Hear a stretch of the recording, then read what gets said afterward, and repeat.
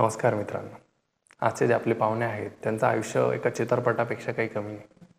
एक प्रेरणा देणारा चित्रपट, प्रचंड उतार चढाव असलेला चित्रपट. त्यांचं लहानपण प्रचंड गरिबीत सुरू झालं. एका वस्ती परिसरात ते वाढले. 2 वेळेचं जेवणही भेटणार नाही अशी परिस्थिती त्यांनी पाहिली. वयाच्या फार लहानपणी ते काम करायला सुरुवात केली. घराला आधार भेटावा म्हणून पैसे कमवण्यासाठी धडपड केली. हळूहळू परिस्थिती त्यांची सुधारली. बरेच पैसे आले. त्यांनी स्वतःचा व्यवसाय सुरू केला. मी 2 ओळीत ही गोष्ट तुम्हाला सांगितली, पण ही परिस्थिती सुधारायला किती प्रचंड परिश्रम, किती सहनशीलता लागली असेल याची कल्पना तुम्ही करू शकता.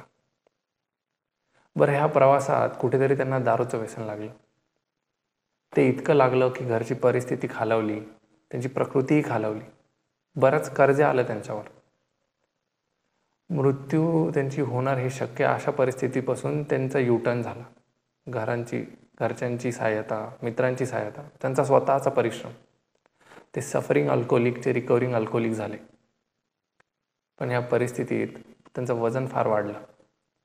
वजन कमी करायचं म्हणून ते थेट आयर्नमॅनच झाले असं म्हणणं काही चुकीचं ठरणार नाही. पण तुम्हाला प्रश्न पडला असेल की आयर्नमॅन म्हणजे काय? आयर्नमॅन ट्रायथलॉन एक स्पर्धा असते. त्यामध्ये 3.86 किलोमीटर स्विमिंग, 180.25 सायकलिंग आणि 42.2 किलोमीटर्स रनिंग अशा 3ही गोष्टी सलग 17 तासात पूर्ण कराव्या लागतात. त्यांनी ह्या अवघ्या 13 तासात पूर्ण करून ते मराठवाड्यातले पहिले आयर्नमॅन झाले. तुम्ही पाहिलंच असेल, त्यांचं आयुष्य प्रचंड उतार चढावाने भरलेलं. त्यांना वेगवेगळे अनुभव आले त्यांच्या आयुष्यात.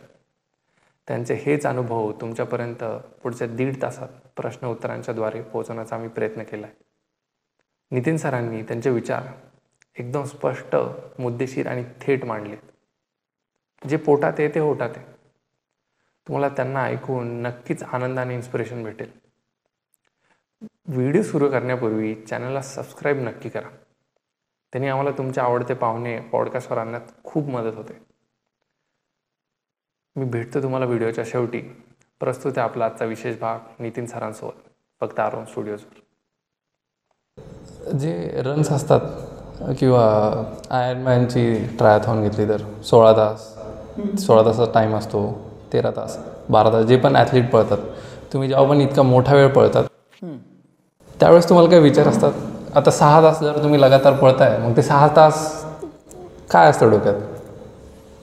आता जसं आपला विषय झाला की मी आज आता एक रन करूनच आलो. तो रन मी पनवेलमध्ये होता. पनवेल नाही, तुमचं काय, लोणावळामध्ये होतं. आणि तो किती किलोमीटर, 50 किलोमीटरचा होता, माफ करा.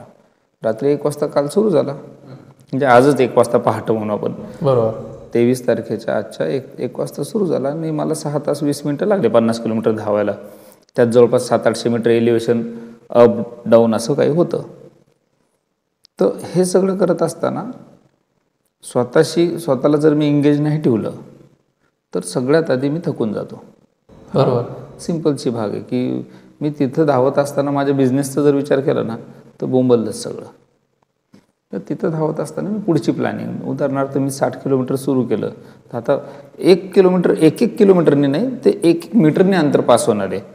हो, 100 मीटरनी, मग 500 मीटर, मग 1 किलोमीटर असं होणार.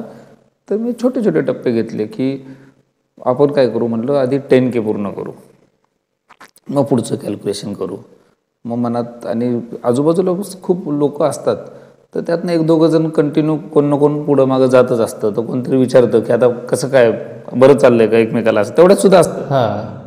तर मी माझं काय प्लॅन आहे आजचा, किती तासात पूर्ण करायचं आहे असं बोलणं चालू असतं. हां, प्रत्येकाला क्युरियोसिटी असते खूप दिवसांनी. काय ते ह्या सोशल मीडियामुळं पूर्ण भारतातले लोक एकमेकाशी या कम्युनिटीमधले ओळखीचे असतात आणि ते इव्हेंट दरम्यान दिसतात तर ते विचारतात, कारण त्यांनाही फटिंग आलेला असतो. बरोबर, 1-2 तासांनी तेही थकलेले असतात, सगळेच थकलेले असतात. मग ते विचारतात की काय आता तुमचं पुढचं प्रोसेस काय, कसा प्लॅन केला. तर मी माझा प्लॅन छोट्या छोट्या टप्प्यात करतो की मी हाफ मॅरेथॉन आधी पूर्ण झाली की मग 30 किलोमीटरकडे वळणार आहे. 35 झाल्यावर मग ठरवणार आहे स्पीड काय ठेवायची, पुढं घाट आहे, घाटात किती एलिव्हेशन आहे, असे छोटे छोटे छोटे छोटे त्याचे पार्ट केले आणि मग पुढं जायचं. आणि पूर्ण विचार त्याबद्दलच करायचा. विचार काय करायचा तेव्हा, मी जास्त वेळ, मला थोडंसं आहे ते मेडिटेशन टाईपची सवय, तर मी माझ्या श्वासाकडे लक्ष देतो, पावलांच्या आवाजाकडे लक्ष देतो. एवढं सिंपल करून ठेवलेलं आहे. त्यात काही नसतं असं. म्हणजे सहज म्हणून सांगायचं तर मी माझा जो हायेस्ट रन आहे तो 32 तासाचा आहे. 32 तास नाशिकहून ठाण्यापर्यंत मी धावलेलो आहे. 161 किलोमीटरची ती स्पर्धा होती. बरोबर. 100 माईल्स धावलेलो आहे. तर त्या 100 माईल्समध्ये मी पूर्ण आयुष्य विचार करून, सगळं करून, ध्यान करून, आठवण करून, रिव्हिजन करून सगळं झालेलं आहे. हां, तर हे अशी सगळी गोष्ट. त्याचाही तसा फरक पडतो का, असे जे मोठे रन्स असतात एखाद्या व्यक्तीला विचार स्पष्ट करण्यात? हो हो. स्वतः तिथं सगळ्यात चांगली गोष्ट असते ना की माणूस स्वतःशी खरं बोलतो तिथं. कारण कामावर, घरात, सगळीकडंच मी एकटा जरी असलो आणि बॉस जरी असलो तरी मी स्वतःशी पण खोटं बोलतो. बरोबर. पण जेव्हा ॲक्टिव्हिटी किंवा कोणतं ते एक मेडिटेशनचाच भाग मी मानतो. तिथं माणूस स्वतःशी खरं बोलतो. तर जेव्हा उत्तर निघतं ना तेव्हा बरोबर कळतं की आपण आपलीच फसवणूक करतोय. खूप पैसे लागणार आहेत, मुलांच्या फीज भरायचे आहे. अशी कोणती फीज नसती ज्याच्यासाठी खूप पैसे कमवावं लागतात. म्हणजे ज्याला खूप म्हणतात लोक, अनैतिक मार्गाने पण कमवतात आणि म्हणतात खूप पैसे लागणार आहे. मुलांचे फीज सगळीकडे असतात. पोरांचे फीज माहिती आहे का तुम्हाला किती? मार्क चांगले पडले ना, ओपनमध्ये जरी असेल तर तेवढे पैसे नाही लागणार. बरोबर आहे. हां, मार्क कमी पडलेले असतात, आपण त्याला डोनेशन भरायचं असतं. पळण्याच्या बाबतीत, सायकलिंगच्या बाबतीत हा एक खूप चांगला विचार आहे. ज्याच्याकडे जे पळत नाहीत, आम्ही पळत नाहीत, पण तुम्ही जे म्हटलं की विचारात स्पष्टता येते, त्यामुळे मला खूप इंटरेस्ट येतं पळण्यात. कसं तरी गुंतलेला असतो जगात, त्यातून पळवाट काढायसारखा एखादा तो प्रयत्न असतो. थोडा वेळ शांतता भेटते. असंही होतं त्यांनी तुम्हाला की तेवढं 6 तास थोडी शांतता आहे? शांतता म्हणून नाही आहे, ते हॅबिटच, ते त्याला तुम्हाला प्रॅक्टिसमध्येच घ्यावं लागेल. रेग्युलर प्रॅक्टिस, ती वन टाईम ॲक्टिव्हिटी नाहीच आहे. तुम्ही रोज काही ना काही केलंच पाहिजे. फिजिकल ॲक्टिव्हिटी केल्याशिवाय तुम्हाला बरं वाटणारच नाही. लाँग टर्म जर चांगलं जगायचं असेल ना, फिजिकल ॲक्टिव्हिटी ही काही हेल्दी, ज्याला हेल्दीची व्याख्या डोले शोले, 6 पॅक ॲब्स असं नाहीच आहे. हेल्दी म्हणजे सकाळी सकाळी थोडंसं तणकन जाऊन आलं, थकलं ना, तर मेंदूतला मळ रिकामा होतो. हा परत सांगेल मी, हा माझा आणि माझ्यासारख्या लाखो लोकांचा अनुभव आहे. बरोबर. त्यांना कळत नाही, ते तिथंच अडकलेले. प्रोटीन पावडर आणि बिस्किट आणि ते काय जे काय असतात ते 10-20% जे अभ्यास नाही करत, एकमेकाचं बघून करतात. पण 80% लोक तुम्हाला अशीच दिसतील की जे कोणत्याही सोशल मीडिया प्लॅटफॉर्मवर नाही आहेत, गप उठतात, सकाळी व्यायाम करतात, येतात, फ्रेश होतात, घरातले कामं उरकतात आणि ऑफिसला जातात. आणि ते फिट आहेत, ते मेंटली फिट आहे. आणि शक्यतो त्यांचे कुठं दुखत नसेल हातपाय. हा शारीरिक व्याधी आहे ना, ही जनरल आहे. मच्छर चावलं तरी डेंग्यू होतो आणि हातपाय दुखतात, किंवा तो जो काही आजार असतो तो. हातपाय दुखण्यापेक्षा ते मेंदूतून क्लिअर असतात की त्यांना दिवसभर हेल्दी कसं राहायचं आहे.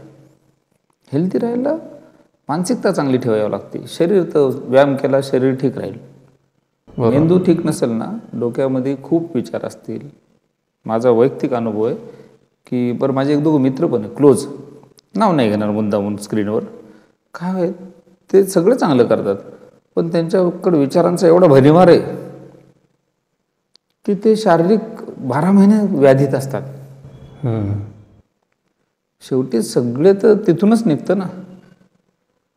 तुमचं CPUच हँग झालेलं आहे आणि बाकीचं काय, कुठं माऊस हलून आपटून काहीच होणार नाही आहे. त्याच्या आतमध्येच मेमोरी पॅक झाली सगळी, त्याला काही जागाच ठेवली नाही तुम्ही. बिनकामाचं काढून टाकलं पाहिजे त्यातनं. मला असं विचारायचं होतं की तुम्ही खूप गरिबी पाहिली, मग त्यातून श्रीमंती, मग तिथेच वेगवेगळ्या अडचणी, मग फिटनेस वगैरे. आमचे वॉचमॅन आहेत, असा एक मला खूप प्रश्न पडतो, ते गरिबीतून निघतील का? आणि एखाद्याला निघायचं का, काही लोक निघतात का, काही लोक निघत नाही? तुम्हाला काय वाटतं, काय करायचं त्याचं?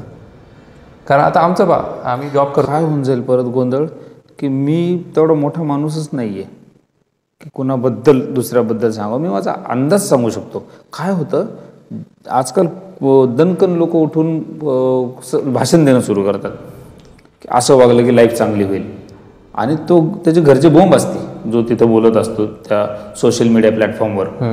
काहीतरी शिकवतो, बिझनेस असा करा. बरोबर. आता स्वतःच त्या ह्याच्यातनं स्क्रीनवर मिळणाऱ्या पैशावर जगत असतो. तर ते तसं काही करण्यात अर्थ नाही. माझ्या ह्याच्यातनं मी तुम्हाला सांगतो की पैसे आले कसे, आणि पैसे गेले कशामुळं. मी गरीब आहे, त्यामुळे काय होतं, आर्थिक परिस्थितीमुळे खूप डळमळलेलं असतं, पण संयम खूप ठेवावं लागतं. गरिबीत होतं काय, शॉर्टकट आणि लवकर पैसे मिळवायचे. मुळात आहे ना, अशी काही गोष्टच करू नये. मी जर गरीब आहे ना, तर मी माझ्या मुलाला प्राथमिक शाळेत पाठवावं. मला जे शिकायला मिळतं ना, मी जेवढं शिकलेलं तेवढं शिकवण्याचा प्रयत्न करावा. मी एखाद्या टीचरला हात जोडून, पैसे नाही आहे ना माझ्याकडं, तर माझ्याकडं काय आहे, तर माझ्याकडं खरं बोलणं आहे. मी हात जोडून नाही, पाया पडून, की माझ्या मुलाला तुम्ही शिकवा. माझ्याकडे पैसे नाही आहेत, एवढे माझ्यावर उपकार करा. 6 ते 7 वर्षापासून मी खूप NGOशी कनेक्टेड आहे, खूप सेवाभावी संस्थेशी कनेक्टेड आहे.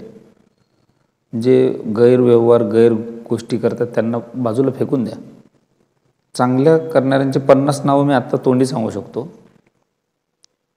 तर सुदैवाने आपल्या भारत देशात कोणच उपाशी राहू शकत नाही, कोणच अशिक्षित राहू शकत नाही. ह्या सगळ्या सोयीसुविधा सरकार सोडूनच द्या, त्याबद्दल तर बोलायचं पॉईंटच नाही, तो आपला विषयच नाही आहे. बरोबर. सामाजिक संस्था, जेवढे मोठे लोक आहेत, ज्या लोकांचे नावं घेऊ शकतो आपण, असे शेकडो लोक आहेत ज्यांनी फुकट शिक्षण उपलब्ध करून दिलेलं आहे.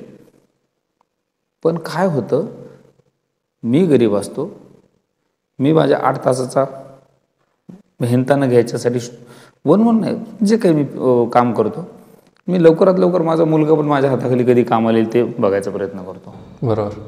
आणि मी मोलमजुरीत, तोही मोलमजुरीत, दूरचा विचारच नाही करत, तर तसाच राहतो. आता आहे ना, तुम्ही पुस्तकं वाचा ना, ते कोणते छान आहेत. म्हणजे ते कचरा वेचणारा व्यक्ती होता, तो कलेक्टर आहे आज, ते कलेक्टर आहेत, माफ करा. म्हणजे ते पुस्तकाचं नाव आता कोल्हाट्याचा पोर, एवढंच पुस्तक आहे, 100 पानाचं. नाव ऐकलं असेल तुम्ही. ते खरोखरच कचरा उचलत होते ना. बरोबर आहे. कलेक्टर झाले ना, ठीक आहे, सगळे कलेक्टर नाही बनणार, पण पात्र तर बनतील, विचारच नाही करायचा. आणि व्यसनात वेगळे असतात. एक कॅटेगरी अशी असते की ते व्यसनात अडकतात, अशिक्षित असल्यामुळं, स्वतःला कोसण्यामुळं. परत तिथंच येतो. आजचा विषय एक छान आपला सुरुवातीलाच देऊन निघाला आहे ना, विचारसरणीच आहे ना. विचारसरणी काय होतं, क्रूरता येते. सायकलवाला स्कूटरवाल्यावर चिडलेला असतो रोडवर, स्कूटरवाला कारवाल्याकडे रागाने बघत असतो.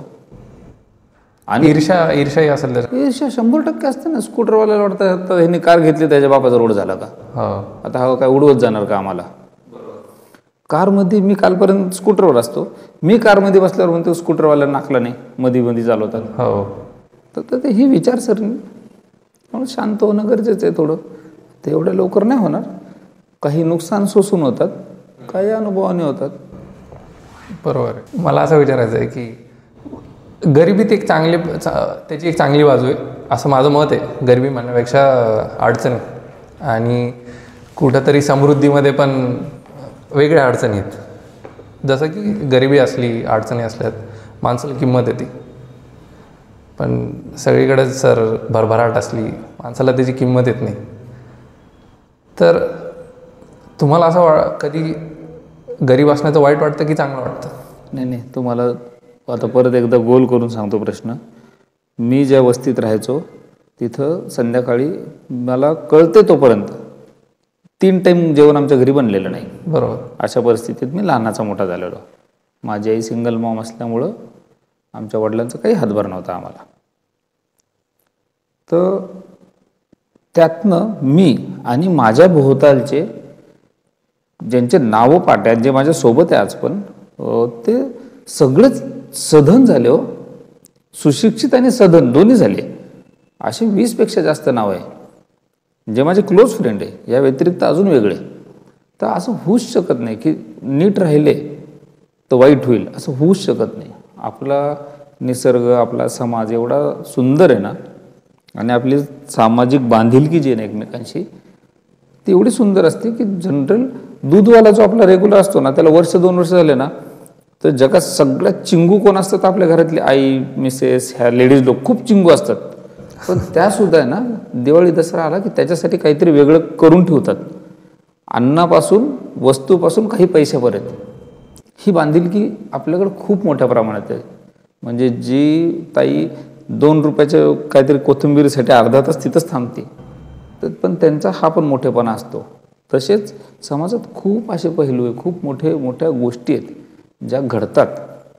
मला असंच एक माणसं, मी ज्या शाळेत जायचो ना तिथं माझा शेवटचा पेपर टाकायचो मी पेपर बॉय होतो.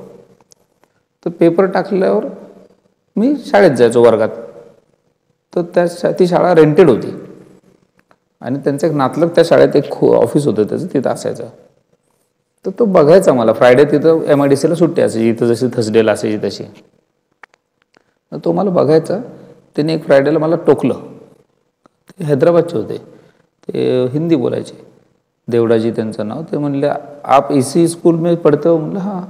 आप पेपर घालतो. त्याला ते कळलं. मोठा माणूस म्हणजे वयानेच मोठं, मॅच्युअर्ड त्याला दिसत होतं ते. मी पण आगाऊ होतो. मला कळलं की ह्या माणसाला आपल्यावर दया आली काही की. आणि त्या परिस्थितीत असताना खूप लोकांना दया येत असते. काहीतरी काम सांगतात टेम्पररी, असं माझी त्याच्यामागची तेवढीच कल्पना. पण माझं वय 14. तर काम करेंगे क्या? म्हटलं हा करूंगा. तो समर वेकेशन नावच मोठं होतं माझ्यासाठी. म्हणजे उन्हाळ्याच्या सुट्ट्या एवढंच साधं ना. हो. समर वेकेशन में आप मेरे पास काम करो. म्हणलं पगार मिलेगा तो आऊंगा. आपले फंडे क्लिअर होते. तर ते म्हणले ये. त्या माणसाने माझं आयुष्य बदललं. काहीच गरज नव्हती त्या माणसाला. त्यांनी मला पारखलेलं नव्हतं. त्यांनी पैशाचा व्यवहार माझ्याकडं दिला. त्या काळात मला त्यांनी 300 रुपये महिना प्लस वाळूस जाणं आणि येण्याचं जे काही 10-20 रुपये असायचे ते देणे, सोबत जेवायला नेणं, यातच मी खूप खुश झालो होतो. आणि ते मला पैसे आणायला लावायचे. आमच्या ट्रान्सपोर्टचं काम होतं ना त्यांचं. तर 5,000, 7,000, 10,000 अशी अमाऊंट.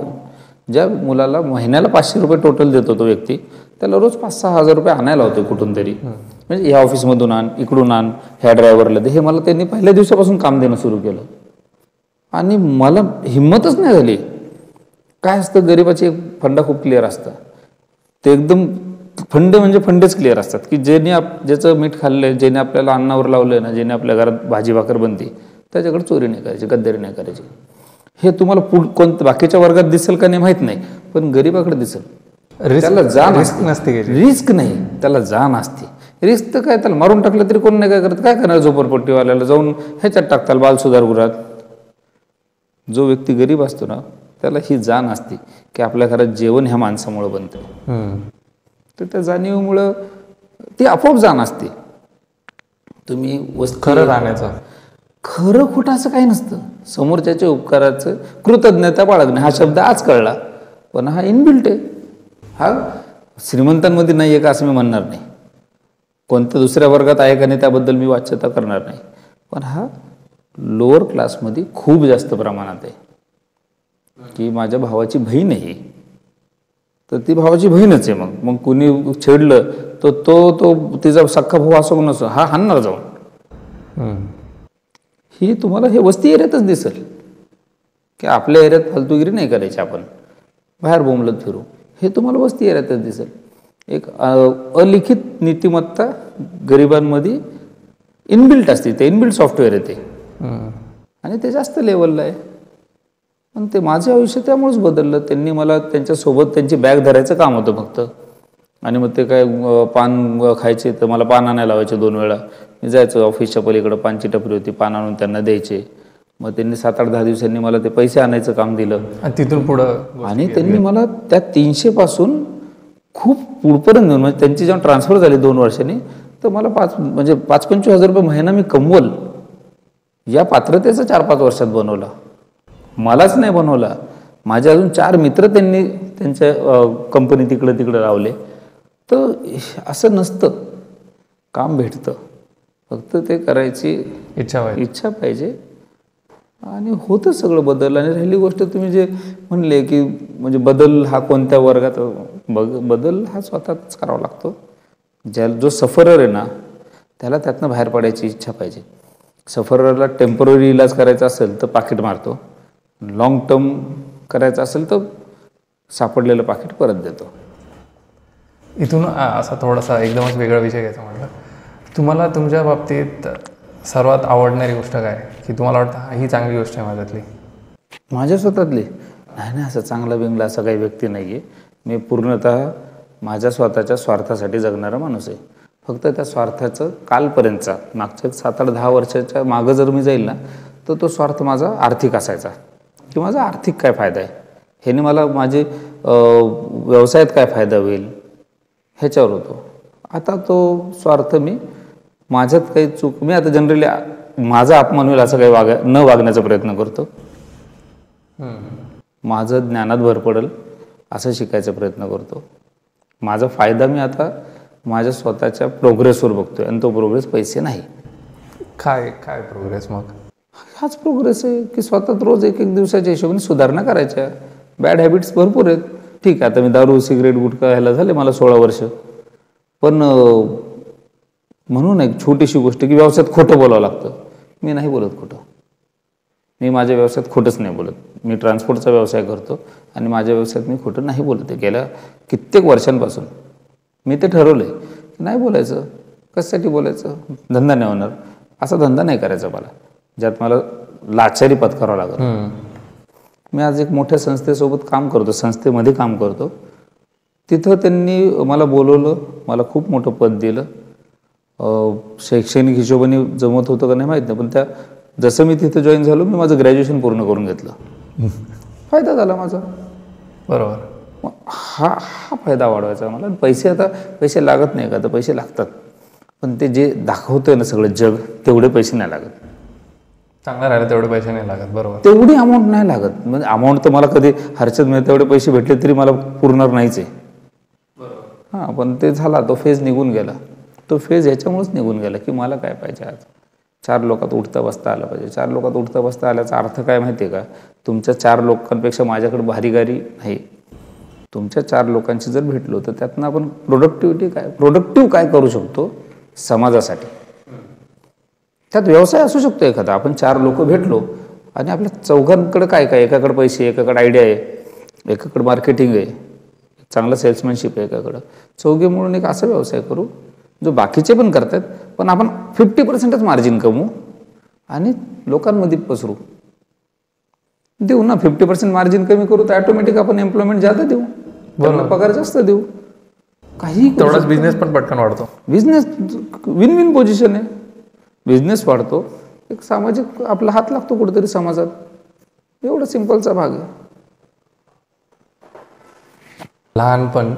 लहानपणी एखादा सेटबॅक आला, आपण कसं तरी हरलो.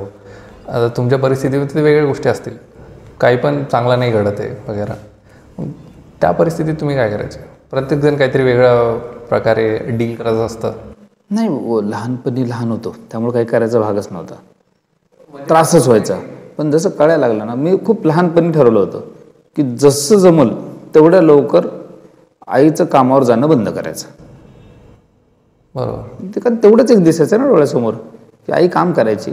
म्हणजे धुणं भांड्यापासून सगळे काम माझ्या आईने मोलमजुरी, बिगारी काम सगळे केलेलं आहे. मग ते मला तो चांगुलपणा हा होता आपोआप आलेला. मला काय मी खूप असं आईचा भक्त, आई साहेब असं काही मी कधी म्हणलो नाही माझ्या आईला. पण मला ते दिसत होतं त्रास. आणि मी देवाचे आभार मानतो या गोष्टीला की मी दारू पित असताना सुद्धा कोणत्याच स्त्रीकडं मी असं खूप म्हणतो ना घाणेरड्या नजरेने, माझी नजर मला कोणत्याही बाईकडे बघितलं ना, आणि जर तिची काही परिस्थिती तर मी कम्पेअर करतो. कारण मी माझ्या आईचं विचार करा ना की माझ्या आईचं आता एज 70 आहे समजा टेंटेटिव्ह, आणि माझं 45. तर मला 5 वर्ष 6व्या वर्षापासून सगळं कळतंय. माझं चांगलं आठवतंय मला बालवाडीपासून. तर आईचं 30 असेल ना वय तेव्हा. तर मी आईच्या वयाच्या 30पासून तिला बघतोय, तर हालच बघतोय. तर त्यामुळं मला आजूबाजूला जे दिसतात ना, मग एखादी कामवाली बाई असो का एखाद्या माझ्या परिचयाच्या परिवारातले फार एखाद्या करोडभर रुपयाच्या फ्लॅटमधली स्त्री असो, त्यात लगेच कॅच होऊन जातं की अरे ही बाई या त्रासात आहे. आणि त्रासात आहे तर मला ते रिलेट होतं आईशी माझ्या. मी मध्ये नाही पडत कोणाच्या फॅमिलीत, पण कुणी विचारलं जवळच्याने तर मी सांगतो ह्यात ना असं दिसतंय बाबा. बरोबर. तर अशा सगळ्या गोष्टी मार्ग काढला काय. मी जसं मला 8वी 9वी पासून मी काम करायचा प्रयत्न केला, पण 10वी नंतर आर्थिक चांगलं काम मी केलं जास्त पैसे मिळवण्याचं. आणि त्यातनं तिला मग घरी बस, आमच्या खोलीला 150 रुपये भाडं होतं आणि 300-400 रुपयात घर चालायचं महिन्याला. म्हणजे एवढ्या खोलीत, ह्यात अर्धीच खोली होती आमची, 10 बाय 8च्या खोलीत, लहानाच्या मोठे. माझं लग्नापर्यंत, माझं लग्न 21व्या वर्षी झालं, तो पण 10 बाय 8च्याच खोलीत राहिलेलो आहे आम्ही.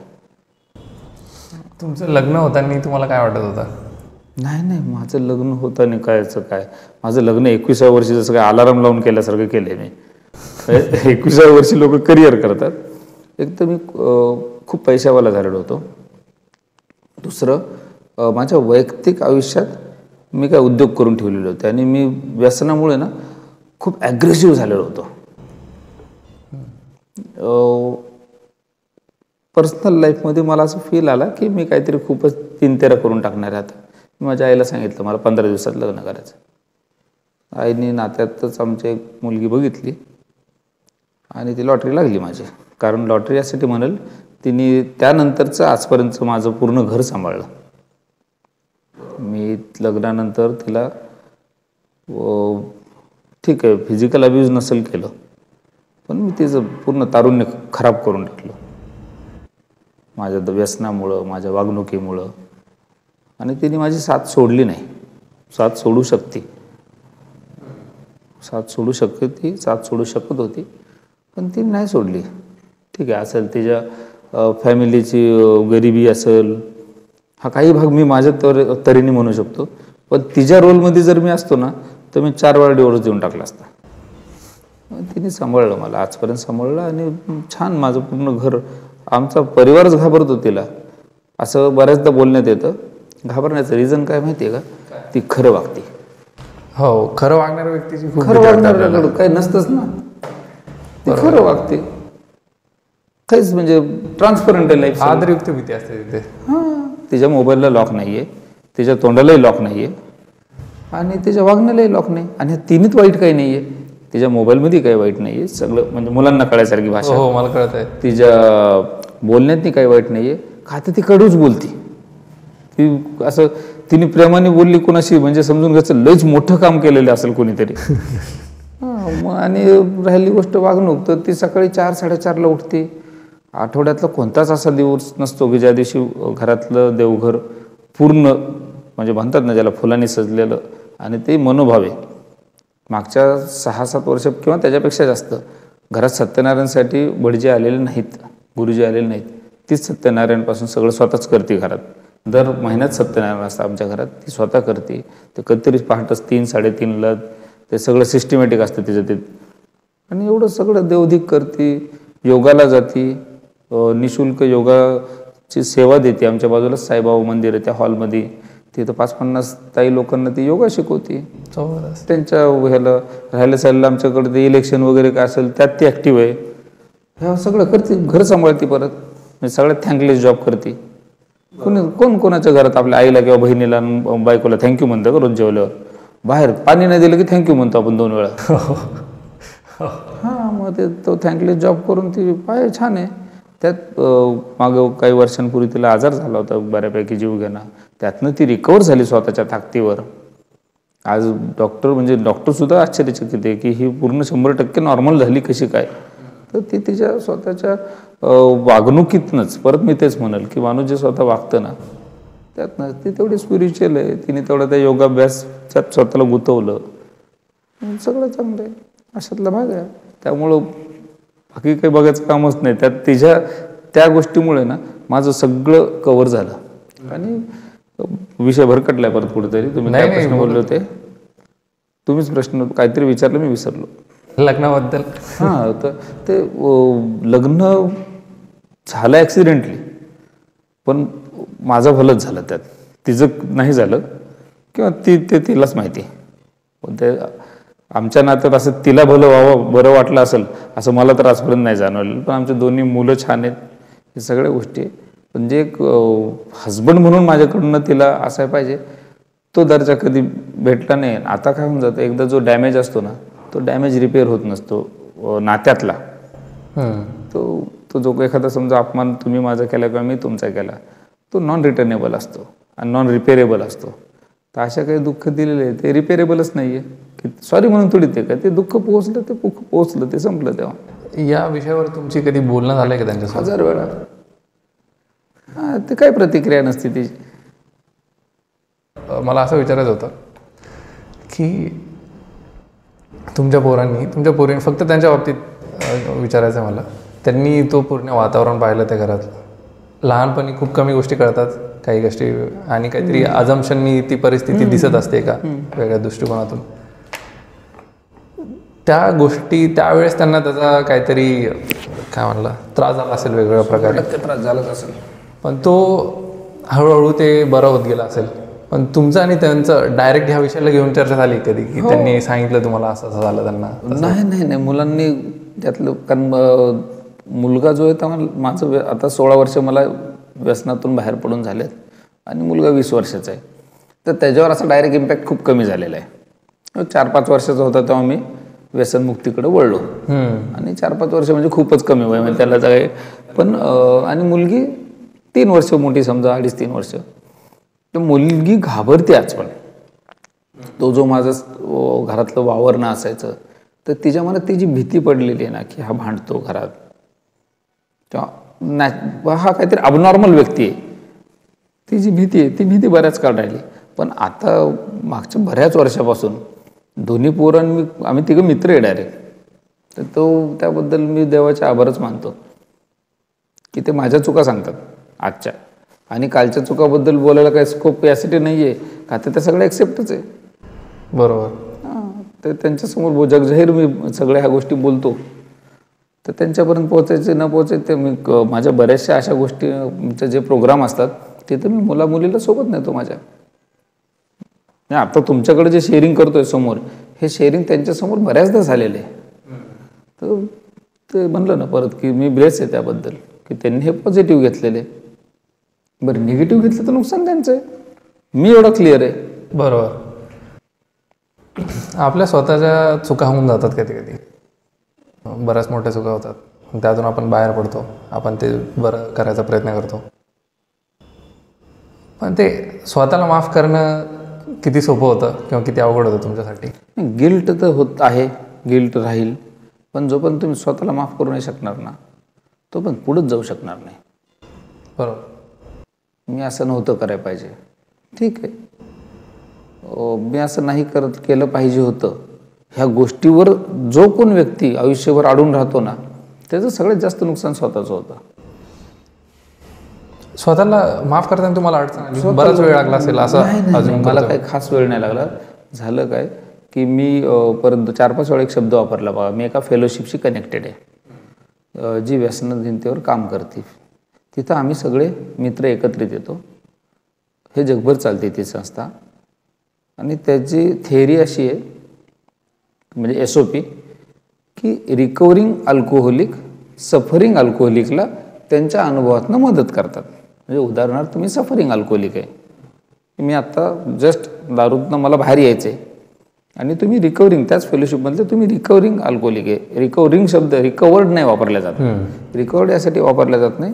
रिकवर्डचं मीन्स की तुम्ही कधीच पिणार नाही असं काही नसतं. रिकव्हरिंग म्हणजे तुम्ही 1 डे ॲट अ टाईमच्या प्रोसेसमध्ये की नाही मी असं बरेच काळ झालेलं आहे, तुम्हाला बहुतेक 20 वर्ष झालेले आहे, पण तुम्ही अजून सुद्धा स्वतःला प्रॉमिस देताय की मी आजच्या दिवसच प्लॅन करणार आहे, मी काय अशा खूप मोठ्या शप्प्या घेणार नाही. तर तुम्ही तुमच्या लाईफचा अनुभव मला सांगता 3 फेजमध्ये, नॉर्मल लाईफ, ॲडिक्ट लाईफ आणि रिकव्हरिंग पिरियड, आणि 5 मिनटं सांगता. असे 10-12 बांधव त्या 1.5 तासाच्या सभेमध्ये आपापले अनुभव सांगतात रँडमली, ज्याला इच्छा आहे त्याने, आणि अशी फेलोशिप जगभर चालते. तर तिथं मी रेग्युलर जात असल्यामुळे तिथले, आता मी 15 वर्षापासून रेग्युलर जातो तिथं, खूप मित्र बनले. तर तिथले जे काही म्हणून अलिखित काही मुद्दे आहेत, त्यातले हा एक मुद्दा आहे की स्वतःला आपण जोपर्यंत माफ नाही करणार ना, तो पण पुढं जाणारच नाही. दुसऱ्याला माफ करणं हा मुद्दा आपण ऐकतो सगळीकडं, स्वतःला पण माफ करावं लागतं. हां, पण त्यातनं स्वतःला माफ केलं आणि परत ती चूक केली तर ते बेवकूफी आहे. बरोबर. स्वतःला माफ करायचा अधिकार तेव्हाच आहे की जेव्हा मी ती चूक परत कधीच करणार नाहीये हा प्रयत्न ठेवणार. प्रयत्न ठेवणार हे महत्त्वाचं वाक्य आहे. प्रयत्नच ठेवावा लागणार ना. ठाम काही नाहीच ना, सगळं अनिश्चित आहे. आपण असं ठाम नाही मी आता ह्या इथं तुमच्या ह्या बंगल्यात मी स्वतःचं घेतलं आणि अजन्म इथं राहणार, उद्या बिल्डिंग पडू शकते. फ्लॅट तसे 20 वर्षाचं असतं. तर असं ही तर कृत्रिम अनुभव, एक टेम्पररी, सगळ्याच गोष्टी टेम्पररी आहे ना. आता मी जे काही विपश्यनेला फॉलो करतो तिथं सांगितलेलं तुम्ही प्रत्येक क्षण नवीन जगताय ना, प्रत्येक श्वास नवीन जगताय ना. तो कोणत्याच मॉलमधनं आणत नाही आपण की नाही थोडा थोडा ऑक्सिजन आपण तिघं जाऊन मिळून आणू आणि त्या सिलेंडरवर जगू. तसं नसतं. ते तर कुठून आणतो ते आपण स्वतःलाच हुशार समजून लावलेलं आहे की ऑक्सिजन अशापासून अशा गोष्टीपासून असं असं लगेच समीकरण लिहून देतो फळ्यावर की असा ऑक्सिजन बनतो. आण तुझ्यासाठी वेगळा नाही त्यात ना. प्रत्येक श्वासाला जर आपण नवीन लाईफ जगतोय ना, तसं सगळं टेम्पररी आहे. आजचा दिवस नीट राहायचा, आजचा दिवस स्वतः नीटनेटकं राहणे, कुणाला दुखवायचं नाही. दुखवलं तर 100% माफी मागणे. पण माफी मागताना अशा व्यक्तीची मागणे अशा ठिकाणी किंवा अशा तऱ्हेने मागणे की त्या माफीने त्याला परत दुःख नाही झालं पाहिजे. म्हणजे सॉरी यार, मी त्या दिवशी तुम्ही दोघं चालले होते, मी तुझ्या बायकोला आवाज दिला, मला नव्हतं माहिती ती तुझी बायको ही माझी कॉलेजमध्ये प्रियसी होती. म्हणजे ही माफी मागणं म्हणजे वाटोळच एखाद्याचं. तर माफी मागायची पण एक पद्धत आहे की त्याच्यामुळे दुसऱ्याचं नुकसान पण नाही झालं पाहिजे. बरोबर आहे. हे त्यातलं एक होतं, जोग होतं तरी पण असं असं करतात नकळत करतात की मी मला माफ कर, मला माहिती कशाला सांगूच ना, शांत बस. ज्याने दुसऱ्याला इजा पोहोचणार नाही, पोहोचलं तर त्याला बरंच पोहोचलं काहीतरी की नाही. कुठे कुठे कुठे माफी न मागता आपली कृती सुधारली तरी बस असतं. कृतीच सुधारायची, मुळात कृतीच सुधारायची. बरोबर आहे. तुम्ही कधी आता तुम्हाला हे प्रश्न खूप या प्रकारचे प्रश्न बऱ्याचदा विचारले जात असतील. प्रत्येक व्यक्ती तुम्हाला भेटत असतील या बाबतीत, नवीन व्यक्ती थोडासा ज्यांना तुमच्या आयुष्याबद्दल माहीत नाही किंवा त्यांनी थोडं ऐकलं. तुम्ही बोर होता या प्रश्नांना कधी? हाच प्रश्न आहे माझा. नाही, प्रश्नाला काय बोर व्हायचं. काय आहे, उलट मला फायदा हा होतो ना की दरवेळेस त्या प्रश्नातला नवा पहिलू कळतो. प्रत्येक वेळेस त्यातला नवीन पहिलू माझा रिव्हिजन होतं ना. फायदा तर आता तुम्ही माझ्याशी बोलताय, ह्या पॉडकास्टचा सगळ्यात जास्त फायदा मला होतोय. का तर मला एक तर मी ऑन स्क्रीन बोलतोय, माझ्या परिचयातले 1000 लोक हे बघणार आहे. बरोबर. त्यांना मी माहिती आहे असे लोक बघणार आहे. त्यामुळे मला एक तर इथं खरं बोलणं आहे. भाग दुसरा, जेवढ्या ह्याने मी बोलतोय ते वागावं लागणार आहे ना. ते अजून अवघड टास्क आहे. हो, मी इथं कुठंच म्हणत नाही आहे की मी सगळ्यात पहिले तर तुम्ही मला इथं बोलवलं आहे का, तर मी एक दारू पिणारा माणूस होतो, त्यातनं बाहेर पडून काहीतरी ॲथलीट झालो, स्पोर्ट्स पर्सन झालो आणि हे करतोय ते करतोय, तर मला दारू पण पिता येणार नाही. म्हणजे मला नीट राहावं लागेल. मी आता एवढं पानभर बोललो की मी स्त्रीबद्दल एवढा मान ठेवतो, मला ते पण नीट वागावं लागेल. बरोबर. हे कृत्रिम नाही वागतायत, हे खरंच वागावं लागेल. मग माझाच फायदा आहे त्यात. एवढे साधे मी माझे काय केले ते सोपं करून ठेवलं सगळं. खूप अवघड नाही करून ठेवलं आयुष्य. हे सोपं करताना पण तुम्हाला विचार करावा लागला असेल ना की हे असंच करावं लागेल आपल्याला? नाही, काय होतं जेव्हा आपण ह्या गोष्टी शेअर करणं सुरू करतो ना, सगळ्यात पहिले माझ्यासारखाचा प्रॉब्लेम कुठं होतो माहिती आहे का, मी सगळ्या प्रश्नाचे उत्तर स्वतःच काढतो आणि मी माझे उत्तर आहे ना ते कॉपी केल्यासारखे काढत असतो, ज्यातनं माझा फायदा होईल. माझ्या अंगानेच काढतो मी उत्तर कधी असं काढलं पाहिजे की 4 मित्र आपले असे पाहिजे, पण त्यांना अनुभव पण पाहिजे. किंवा ज्या गोष्टीतला मी एखादा व्यवसाय, मला उद्या तुमचं ते काय सॉफ्टवेअर इंजिनिअरिंग, ते सॉफ्टवेअरचं काहीतरी कंपनी काढायची आहे, तर मला असं बघावं लागेल की माझ्या क्लोजमधलं असा कोण व्यक्ती आहे जो मला खरा सल्ला देईल आणि ज्याचा 10 वर्षापासून हा धंदा आहे. मी त्याच्याकडे गेलो, तो मला सांगेल नितीन कर, पण तुला एवढी अमाऊंट बफरमध्ये ठेवावं लागेल की जी तुझी वाया जाणार आहे. 3 वर्ष हा धंदा शिलगायला लागतो, मग थोडा तग धरतो. मग त्या 3 वर्षात जर फ्लॉप झाला तर जे काही एम्प्लॉई असतील ते असेल ते तुला द्यावं लागेल आणि तो सेटअप तुझा वाया जाईल. किंवा तो ठीक आहे सेटअपचे पैसे येतील, पण जे काही 5-25 लाख रुपये लावशील तर त्यातनं 5 लाख परत भेटतील, एवढी तयारी आहे का? तो मला निगेटिव्ह आधी सांगेल जर माझ्या जवळचा आहे तर.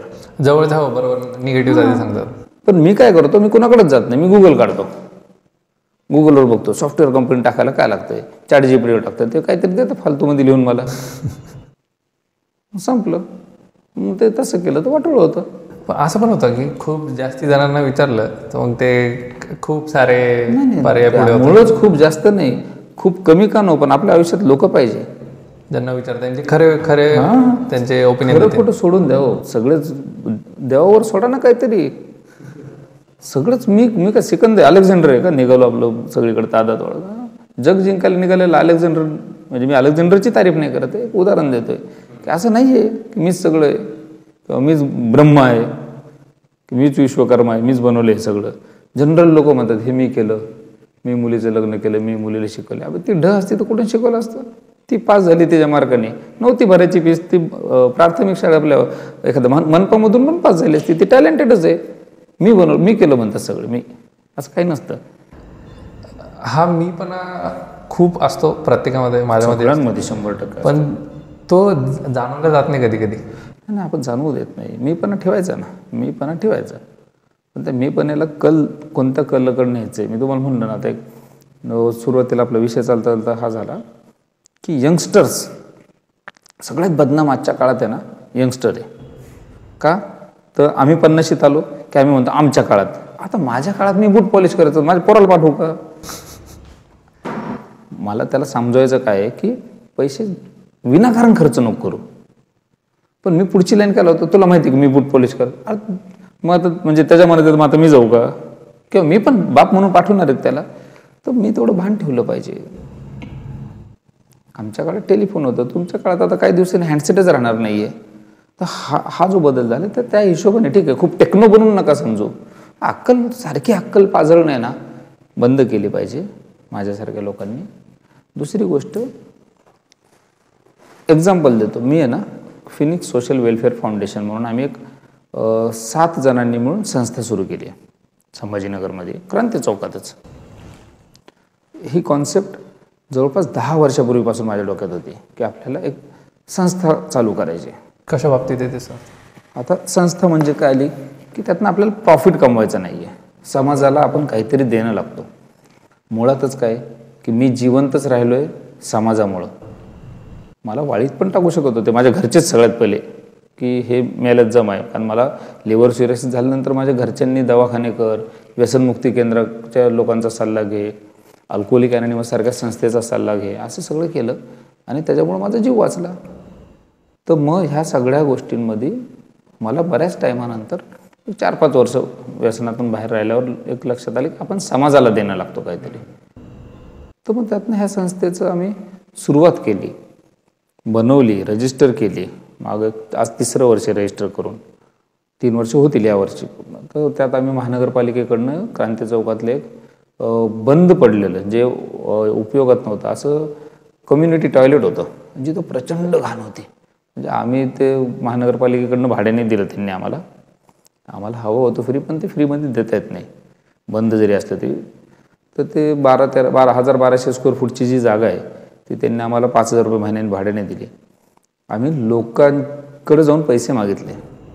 आता एक्झाम्पल, मी माझे ज्या ॲक्टिव्हिटीमध्ये आयर्नमॅन वगैरे करतो यासाठी मी जाऊन पैसे मागू शकतो कंपनीकडे जाऊन, याकडे जाऊन की मला स्पॉन्सरशिप द्या, मी तुमची ब्रँडिंग करतो, तुमची ब्रँडिंग वेअर करतो, हे सगळं करू शकतो. पण मी हा विचार केला आणि मी माझ्या मित्रांकडे शेअर केला, जे 2-4 माझे खूप तुरळक मित्र आहे, 10-15चे पैकी 3-4च क्लोज आहेत. क्लोज म्हणजे काय की मी माझं घरचं पण शेअर करतो सगळं. 10-15 आणि 4 क्लोज, मला वाटतं हे बरेच आहे. हां, तर नाही मी म्हणलं ना, मी माझ्या पॉडकास्टमध्ये म्हणा का जनरल कुठेही मी बोलताना सांगतो, माझे ह्यातले 4-5 असे मित्र आहेत की जे आम्ही 1ली-2रीपासून सोबत आहे.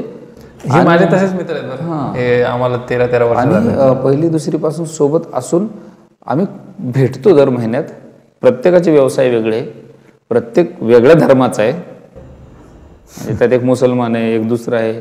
हे मी का म्हणतोय, परवाच मी माझा खलीक जाफरी म्हणून जो मित्र आहे, आम्ही एक ठिकाणी जेवत बसलो होतो आणि त्याला मी म्हणलो, अबे थोडं जे काही चाललंय हे तुला वाटत नाही का खूप थोडं ओव्हर चाललंय तुमच्या समाजामध्ये असं तसं?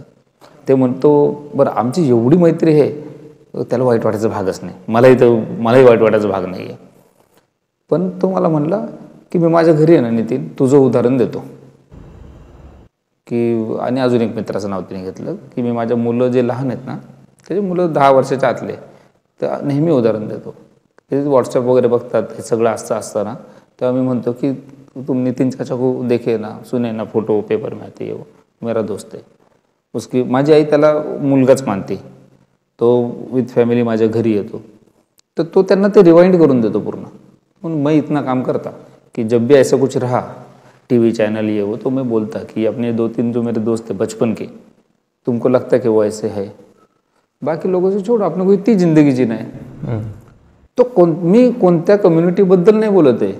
मला त्याची ती मानसिकता, तो 10वी शिकलेला समजा 10वी-11वीचा, पण त्याची मानसिकता किती छान आहे. तो म्हणतो म्हणजे जे मी आता बोलतोय इथं हे तो अवलंबतोय आधीपासून, की तो त्याच्या घरी सांगतोय की माझे एवढे एवढे मित्र आहे, आपल्या धर्मातले एवढे, ते काही वाईट नाही आहे, पण तुम्ही हा जो काही मेसेज बघताय, टी व्ही बघताय की ज्यात तुम्हाला असं वाटतं की आपण धोक्यात आहे, पण हे माझे 4 मित्र लहानपणापासून बघतो, ह्यांच्यापासून तुम्हाला कधी धोका, तुमच्या आईला विचारा, तुमच्या आईला विचारा की ह्यांचे घरातले सुद्धा तुम्हाला कधी असे वागले का? नाही, असेच असतात. हे स्क्रीन वेगळं असतं. तर तो प्रयत्न करतोय ना, बस एवढं सिम्पल आहे. असंच ह्या टाईपमध्ये मित्र बनले पाहिजे की जे एवढे क्लोज असले पाहिजे, आणि असतात. मैत्री होणं सोपी असते, पण ती टिकवणं जरा अवघड होते का? जी टिकायची ती टिकते. माणूस खरं बोललं की टिकते. खरं बोलले तरी टिकते, बरोबर आहे. त्यात मला एक विचार येतो असा की मित्र समजा बरेच वर्ष बोलणं नाही झालं, मग कारण आता इथून पुढे आम्ही सगळे फोन करून सांगायचं चुकलं माझं, जाऊन भेटायचं घरी, नाही बोलणं झालं माफ कर. त्याची इच्छा असेल मैत्री ठेवायची ठेवल, नाही तर म्हणाल नको येऊ परत.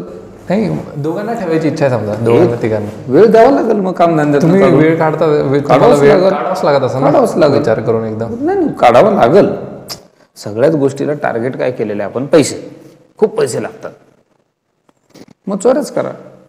कशाला कामधंदे तरी करायचे, रात्रीचे बुरखे आपले काहीतरी स्कार्फ बांध आणि घरं फोडत सुटा. आणि तुम्ही तुमच्या मित्रांसोबत प्रत्येकासोबत काहीतरी व्यवसाय सुरू केला का, म्हणजे ज्या निमित्ताने भेटला? तो भाग कधीच केला नाही. दोस्तीत पैसाच आणला नाही.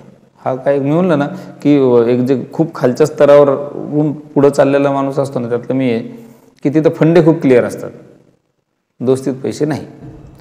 मित्रांसोबत व्यवसाय करणं चांगलं की वाईट, काय वाटतं तुम्हाला? माझा अनुभव वाईट, म्हणजे माझा अनुभव नाहीये, माझं म्हणणं. मला जर माझे विचार विचारताल तर नाही चांगले पाहिजे. कशाला पाहिजे 2 गोष्टी वेगळ्या?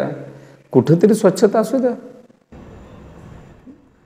त्यांनी काय अडचण येऊ शकते, काय वाटतं तुम्हाला? मैत्री खराब होईल. बरं ते कितपत चालेल? पोरांना आवडेल का?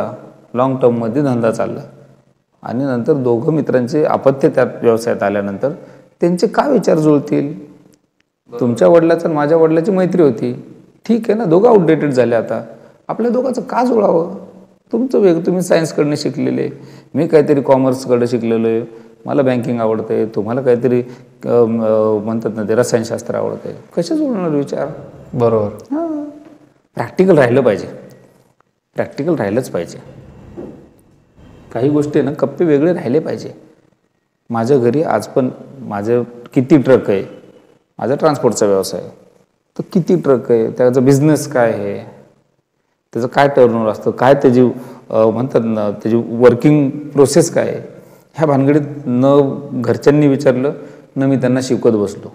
माझ्या मिसेसला माहिती आहे की हा ट्रकचा, माझ्या आईला माहिती आहे की हा ट्रकचा व्यवसाय करतो. ते जादा भानगडीत नाही पडले मी त्यांना. त्यात म्हणजे जिथं कुठं विचारायचा प्रयत्न त्यांनी ठेवला होता सुरुवातीला, तेव्हाच त्यांचा क्लिअर केला विषय.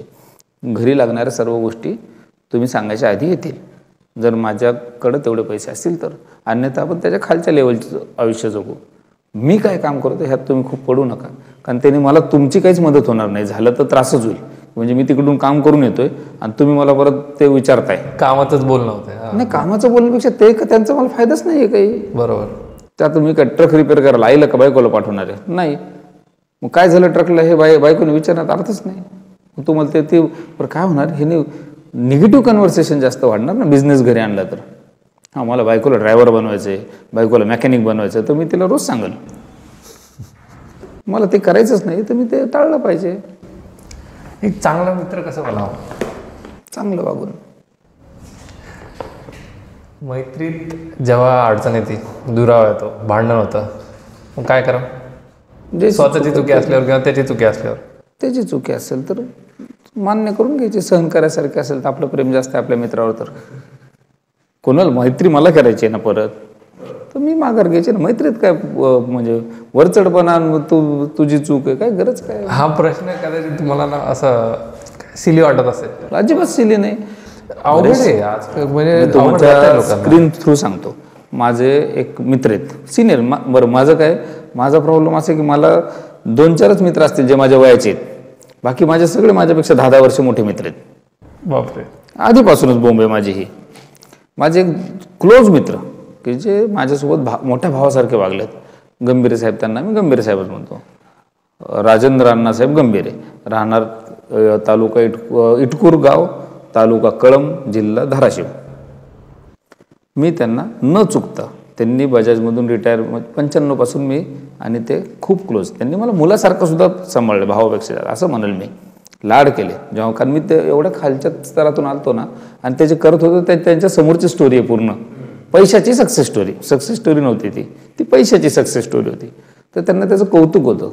त्यांनी मला ते झोपडपट्टीतलं घर बघितलेलं, माझी श्रीमंत पैसे येतानाचं बघितलेलं. त्या दरम्यान मेहनत पण केली, खूप प्रचंड मेहनत केली.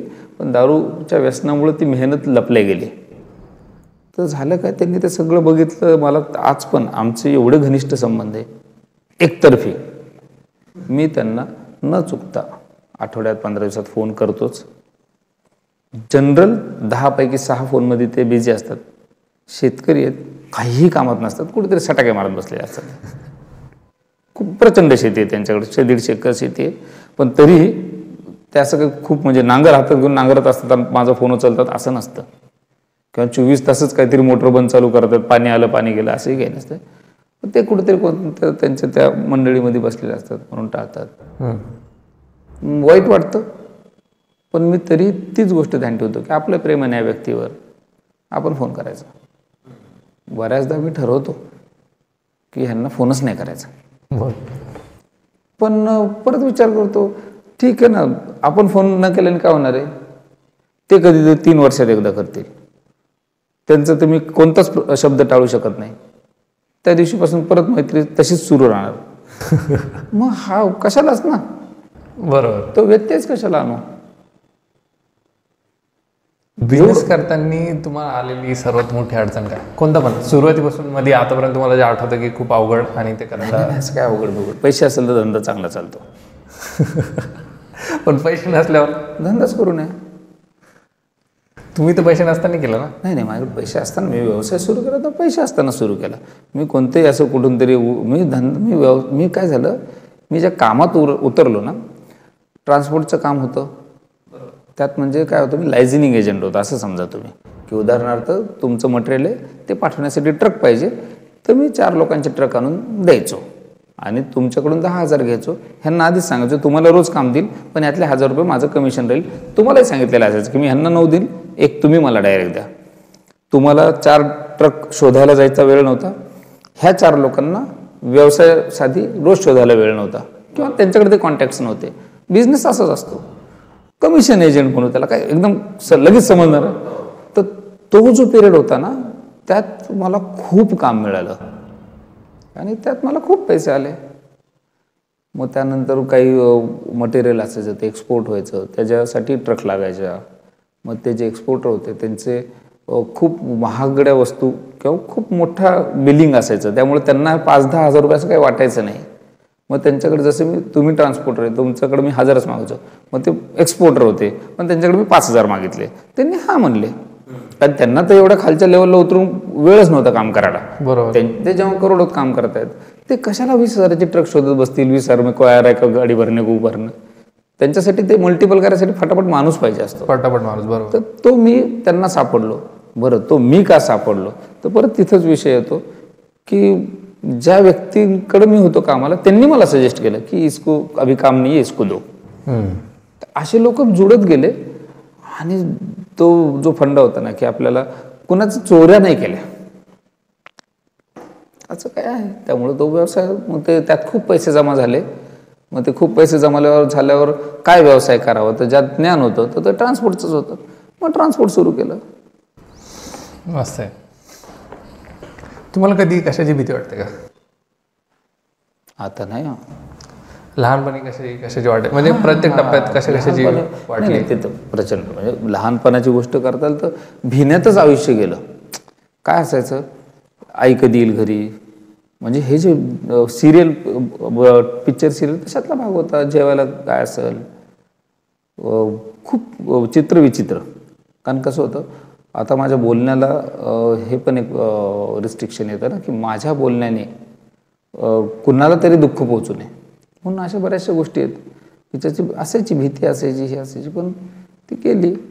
मोठी सांगायसारखी भीती तर मी एवढं नक्की सांगेल की खूप मोठा माणूस होतो पैशाने, पण व्यसनामुळे मी 24 तास भीतीत असायचो. ते खूप वाईट, कारण मी 12 महिने गिल्टमध्ये असायचो. 12 महिने गिल्ट. नॉर्मल गोष्ट ध्यान घ्या ना, सिगरेटसुद्धा माणूस लपून पितं, घरात नाही पित ना. मग ते सिगरेट नंतर काहीतरी तोंडात टाकतं की ज्याने वास येऊ नये, मग ते सतत भीती ना, कोण बघतंय का, कोणाला कळतंय का, काहीतरी करतंय का, असं सारखं वागणं. हे मी सिगरेटचं उदाहरण देतोय. दारूचं त्याच्यापेक्षा भयानक ना. दारू नंतर अख्खं, म्हणजे मी बऱ्याचदा असं व्हायचं की सकाळी फोनबुक बघायचं होतं, ज्यांचं तोंड बघायचं नाही त्याला मी अर्धा तास बोललेलो असायचो. काय बोललेलं असेल माहीत नाही, कशाबद्दल माहीत नाही. ते म्हणजे त्याची भीती अजून. बरं, रोज सकाळी डोळे उघडल्यावर असे सगळे घरातले अशा बाजूला उभे असायचे, ती भीती असायची की आता काय सांगतायत हे लोक, का आता जेही सांगतील ते हाच असायचं. हो, सगळ्या पालथे कामं सगळ्याची भीती. ट्रान्सपोर्टचा बिझनेस आमच्यांना कोणाला माहीत नाही. समजा ट्रान्सपोर्टच्या बिझनेसमध्ये एखादी गोष्ट जी बिझनेसमध्ये जो असतो त्यालाच माहिती, म्हणजे बाहेर नाही सांगू शकतो कुणा करायचं असेल तर कुणाला. तसं नव्हतं विचारायला मला असं विचारायचं होतं. मला विचारता नाही आलं. मला कळलं, तुम्ही बोला, मी चेष्टा करतो. बरंच असं होतं की एखादी बिझनेस, बरं ते रनिंगचं एक्झाम्पल घेतो मी. रनिंग करताना जसं तुम्ही सांगितलं की तुम्ही हे विचार करून घेता, मस्त चालता तो एखादा व्यवसायाचा विचार लोकांना ऐकायला आवडेल. हो, ट्रान्सपोर्टचं काय म्हणत होते तुम्ही? ते पण विचारायचं आहे मला, आणि मला पण इंटरेस्ट आला ऐकून घेऊ ट्रान्सपोर्टचं. तर बाहेरून वेगळं दिसतं, ते एखादा व्यक्ती पळतोय बाहेरून वेगळं दिसतं, फक्त थकतोय एवढाच विचार होता, त्यात विचारही येतात, ही गोष्ट दिसत नाही. बाहेरून जर मी एखादा ट्रान्सपोर्टच्या बिझनेसबद्दल पाहतोय तर मला लोक कनेक्शन पाहिजे, हे पाहिजे, ते पाहिजे, पण ते करतानाच काहीतरी नवीन गोष्टी दिसतं. अशा कोणत्या जे मी करतानाच दिसेल मला? आणि ट्रान्सपोर्टचा व्यवसाय सुटसुटीत काम आहे, काही खूप अवघड नसतं. त्यात फायदा काय माहिती आहे का, एक तर प्रचंड कॉन्टॅक्ट्स वाढतात. ट्रान्सपोर्ट म्हणजे तुम्हाला रोज एक बऱ्याच वेगवेगळ्या प्रकारचे, आता मी जे ट्रान्सपोर्टमध्ये काम केलेलं आहे आणि जे ट्रान्सपोर्ट माझं आहे ते आहे व्हेकल कॅरियर. म्हणजे एका बजाज ॲटोच्या बनलेल्या ॲटो रिक्षा पुण्या मुंबईला बऱ्याचदा माझ्या ट्रकनी येतात. तर तो डीलर माझ्या परिचयाचा झाला, जिथं कुठं जातात ते परिचयात झाले. आता हा झाला सीमित जरी म्हणलं पण मोठ्या लेवलची ओळख झाली. बजाजसारख्या कंपनीमध्ये परिचय झाला, बऱ्याच डिपार्टमेंटमध्ये परिचय होऊन गेला. आता दुसरा भाग असतो गुड्स कॅरियर, हे जे तुम्हाला माल वाहतूक करताना दिसतं, काही पण माल असो, लोखंड, सिमेंट, हे ते प्रचंड, हे जे काही माल वाहतूक असतं ह्यांचा रोजचा कस्टमर वेगळा असतो. रोज मटेरियल उचलायचं एकाकडनं असतं, नवीन मग व्यक्ती असतो, कोणी नवीन, आज ह्या कॉन्ट्रॅक्टरकडचं असतं, उद्या त्या कॉन्ट्रॅक्टरकडून, परत आणि सोडायचंही तिसऱ्याकडे असतं. एकाकडेच रोज वस्तू द्यायची नसती. बरोबर आहे, कारण झालं कॉन्टॅक्ट्स एवढे वाढतात की इन फ्युचर चांगलंरित्या जर काम केलं, चांगल्यारित्या म्हणजे काय, व्यावहारिक पैसे घेतले, वेळेवर काम वगैरे, वेळेवर काम केलं, वेळेवर पोहोचवलं आणि बोलण्यात थोडी चांगलीशी पद्धत ठेवली, चांगलं कम्युनिकेशन ठेवलं, तर ज्या एजन्सीकडून हायर केलं जातं त्याऐवजी भविष्यात असं होतं की ती पार्टी डायरेक्टच त्या व्यक्तीला फोन करते. कारण प्रत्येकाला माहिती असतं ना, एजन्सीला फोन करते, मग एजन्सी नितीनला फोन करते, मग नितीन त्याच्या ड्रायव्हरला फोन करतो आणि मग गाडी पाठवतो. मग जेव्हा माझं कम्युनिकेशन चांगलं आहे समजा गुड्स कॅरियरमध्ये, तर ती कंपनी काय करते, एक दिवशी मग नितीनला बोलवते की गाडी तर तुमचीच येते आमच्याकडे नेहमी, तर एक काम करा ना, आम्ही एवढं भाडं देतो, आम्हाला माहिती आहे की ह्यातनं 20% ते कमिशन घेतात, तर हे तुम्ही काय घेत नाही. तर मी म्हणतो त्यांना की आमचं रोजचं काम असतं, ते म्हणतात एक काम करा, तुम्ही 10 ट्रकचं काम मी तुम्हाला देतो आणि हे पूर्ण पैसे तुम्ही घ्या, पण तुम्ही करा, आम्हाला पण एक कोणतरी जबाबदार माणूस पाहिजे आणि आम्ही 3 वर्षापासून बघतोय तुम्ही खूप जबाबदारीने काम करताय. अशा ऑपॉर्च्युनिटीज सहज येतात. सर्व्हिस सेक्टरमधला भाग आहे हा, असाच असतो. परत तिथं तीच गोष्ट आली की तुम्हाला प्रामाणिकपणा बाळगावा लागला. आता रेप्युटेशनचा मुद्दा आहे तो, प्रामाणिकपणाच म्हणता येईल त्याला. प्रामाणिकपणामुळे रेप्युटेशन वाढते, रेप्युटेशन वाढले की विश्वास वाढतो. आता परत लोक म्हणतील प्रामाणिकपणा म्हणजे मग काय हा चोरी कुठंच नाही. व्यवसायात मुळातच आहे ना, नोकरी ही जगात एकमेव गोष्ट आहे जी इमानदारीची कमाई आहे. बाकी धंदा म्हणलं तर एकाकडनं 8 मध्ये घेऊन दुसऱ्याला 10 मध्ये विकायचं आणि 2 रुपयात घ्यायचे, म्हणजे आलंच खोटं बोलणं, म्हणजे आधी चोरी. इमानदारी नाही आली तिथं. कोणताही धंदा असो हा कमीत घेऊन जास्तीत विकण्यामधले पैसे आपले. मग ते रोखू शकत नाही म्हणून सरकार त्यावर टॅक्स लावते, म्हणून ते बँकेत टाकायला लावले, कॅश बंद केले. म्हणजे कुठून तरी ज्या गोष्टीवर वरून लगाम लावावा लागतो म्हणजे ती गोष्ट चोरी नाही म्हणता येईल. आता का आता त्यावर घर सगळ्यांचेच चालतात, पण इमानदारीची जर काही गोष्ट असेल तर ती नोकरी. का तर ठरवलेल्या कामाचे ठरवलेले पैसे मिळणार, ठरवलेलं काम नाही केलं ठरवलेले पैसे नाही मिळणार. हे इमानदारीचे पैसे. म्हणून एखादा अब्जोपती जरी माणूस आहे तर त्याकडे भांड्यावाले जे काम करतात तेच इमानदाराचा पगार पैसा. बाकी वरून काही येत असेल तर बेईमानीचाच पैसा टॅक्स भरून कमवलेला. बरोबर. असं माझं ढोकळ हिशोब आहे. मी सुद्धा माझा जो व्यवसाय करतो तर त्यातलाच भाग आहे. आणि शक्यतो एखाद्याला सुरू करायचं त्याला किती भांडवल लागू शकतं? ट्रान्सपोर्टमध्ये कॉन्टॅक्ट चांगले असेल तर भांडवल तेवढे लागत नाही. जे काही वस्तू वाहन घ्यायला लागेल ते लागतात, पण ट्रान्सपोर्टमध्ये असं डोळे बंद करून नाही जात आहेत. आधी तिथं सगळ्यात सोपा भाग आहे की साडीचं दुकान टाकायचं असेल तर माणूस आधी साडीच्या दुकानात 6 महिने 1 वर्ष कामाला जातो. तसाच भाग आहे ट्रान्सपोर्टमध्ये. 1-2 वर्ष काम केलं मग स्वतःच लक्षात येतं की करायचा का धंदा नाही करायचा. शिकल्याशिवाय नाही धंदा करू कोणताच. त्या बाबतीत गुगल करून किंवा यूट्यूब बघून व्यवसाय नाही करता येत. त्याला अनुभवच घेतला पाहिजे आणि ज्यातलं ज्ञान आहे त्यातच धंदा केला पाहिजे. बरोबर. जनरल तुमच्या खास करून IT क्षेत्रातले ह्याच्यातले त्याच्यातले हॉटेलला पैसे टाक, ह्याला टाक, त्याला टाक, प्लॉट घे. तो प्लॉट कोणता तरी आमच्यासारखा एखादा गुंठमंत्री येऊन तिथे झेंडा तरी लावतो ना ते लिटिगेशनमध्ये टाकतो. तर ज्यातलं कळत नाही त्यात पडूच नाही. स्वतःचे पैसे दुसऱ्या चाकलीने लावो एवढा मूर्ख माणूस जगात कोण नाही. बरोबर. पैसे स्वतःचे अक्कल स्वतःच लावायचे. ज्यात आळस आहे तुम्हाला लोकांना असं वाटतं मग पैसे बुडतात ना. बरोबर आहे. तुम्हाला पॉलिटिक्समध्ये इंटरेस्ट आहे का? तुम्ही वाचता पाहता तुम्ही कधी पॉलिटिक्समध्ये जायचा विचार केला आहे कधी? माझं क्षेत्र नाही, मला शिकायला खूप टाईम जाईल ना. जायचं इंटरेस्ट का नाही आहे का आता आत्ता सुरू केलं तर आता मी 46 आहे. मला त्यात शिकायला जाईल 10 वर्ष 56. त्यानंतर शरीर किती काय देणार साथ देऊन देऊन. 60-65 म्हणजे जेव्हा माझा उमेदीचा टाईम येईल त्या व्यवसायातला, तो बिझनेस आहे, तेव्हा मी वयस्क झालेला असेल. बरोबर. पॉलिटिक्समधली कोणती गोष्ट तुम्हाला आवडते किंवा नाही आवडत? मी तुम्हाला बोलायला आवडतं त्याच्यावर? नाही, पॉलिटिक्स मला कोणाची भीती म्हणून नाही. त्याला काय खूप बहुरंग आहे.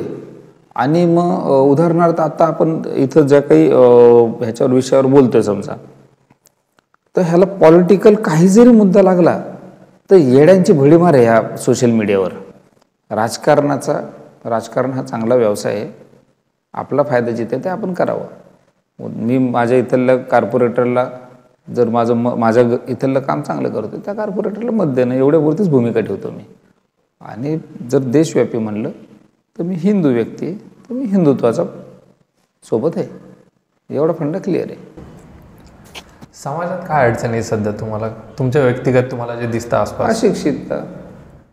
सगळ्यांचं शिक्षण झालंच पाहिजे. खालच्या दर्जापर्यंत शिक्षण झालं पाहिजे.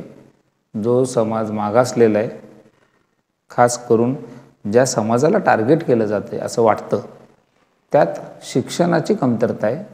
धार्मिक शिक्षण घरात ठीक आहे, पण पोट भरण्यासाठी अकॅडमिकच पाहिजे. तर ते शिक्षणाची कमतरता त्या कुटुंबातल्या मुलांना तरुणांना वाईट मार्गाकडे वळवत आहे.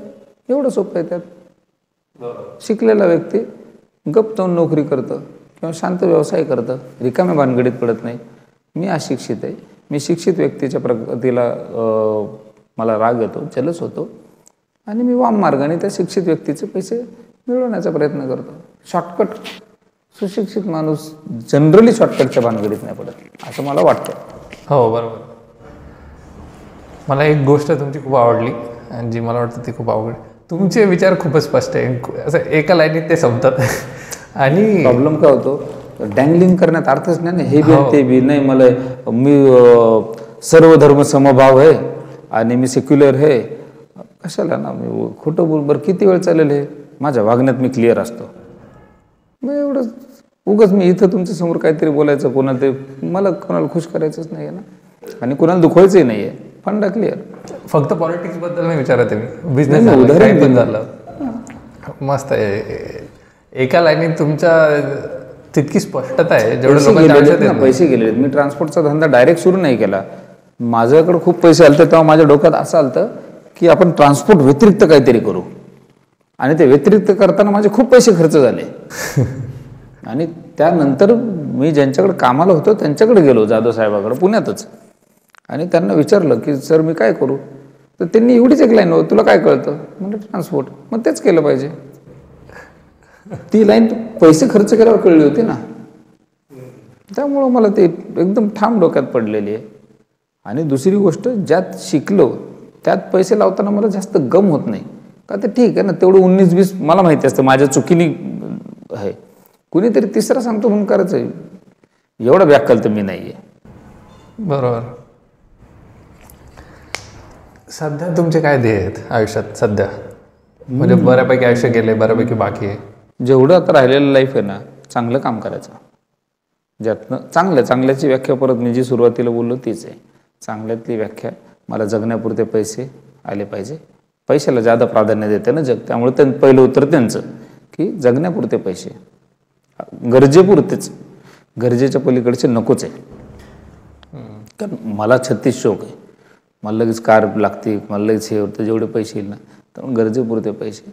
आणि मी रोज माझ्या दिवसातला अर्धा टाईम मी जे समाजाला देणं लागतो, ज्यांच्यामुळं मी जिवंत आहे, तर माझं पुढचं काम व्यसनाधीनतेवर राहणार आहे.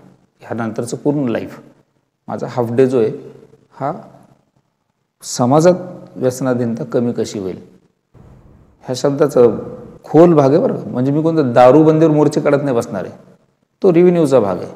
मी अशा कोणत्याही भानगडीत पडणार नाही ज्याने त्याचा पॉलिटिकल स्टंट होईल, शासकीय काही मी कामात डिस्टर्ब आणेल, नाही.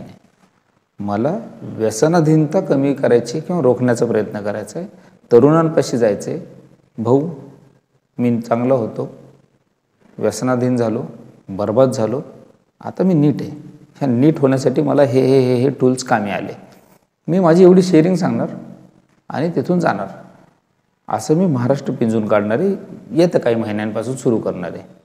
ह्याचा काही म्हणजे फॉलोअप चालू केलेला आहे. तो फॉलोअप लिगल फॉलोअप झाला की त्याचं प्रोग्राम बनवणार आणि गावोगावी प्रत्येक शहरात प्रत्येक ठिकाणी मी संभाजीनगरपासूनच सुरू करणार जिथं मी राहतो आहे. तर ह्या कामाला मी निःशुल्क ते. ह्यातनं जर कुणी उदाहरणार्थ मी तुमच्या ऑफिस स्टाफला, तुमचा 50चा ऑफिस स्टाफ आहे, तुम्ही तिथं एक प्रोग्राम ठेवू इच्छिता की नितीनजी तुम्ही या आणि आम्हाला व्यसनाधीनता काय आहे ही समजून सांगा, ह्याच्यात कसा अडकतो माणूस. माझी स्टोरी तर एक्झाम्पल म्हणून आहे, पण आता बराच टाईम त्यात राहिल्यामुळं आणि मी डॉक्टर आनंद नाडकर्णी, बाबा अवचट, मुक्तांगण रिहॅबिलिटेशन सेंटरचे मुक्ताताई, मी ह्यांचा फ्री व्हॉलंटियर आहे. आणि सोशल मीडिया फॉलोअर नाही आहे, मी ह्यांचा ज्ञानाचा फॉलोअर आहे प्रॉपर. मी ह्यांना सगळ्यांना वाचतो, ऐकतो, समजून घेण्याचा प्रयत्न करतो. तर त्यांच्याकडून ज्या शिकलेल्या गोष्टी त्या समाजात पसरवायच्या त्या माध्यमातून. आणि तुमच्या इन्स्टिट्यूटला तुम्ही मला बोलवलं, बोलायला लावलं, तासभरात मी जे काही बोललो त्यातनं तुम्ही मला काही मानधन दिलं, ते मानधन मी माझ्या संस्थेत जमा करणार. जी संस्था आम्ही उभारली त्या संस्थेचा अर्ध मी तुम्हाला सांगितलं, ती आता आम्ही तिथं बांधतोय. तिथं खाली आम्ही वाचनालय बनवणार आहे आणि वरती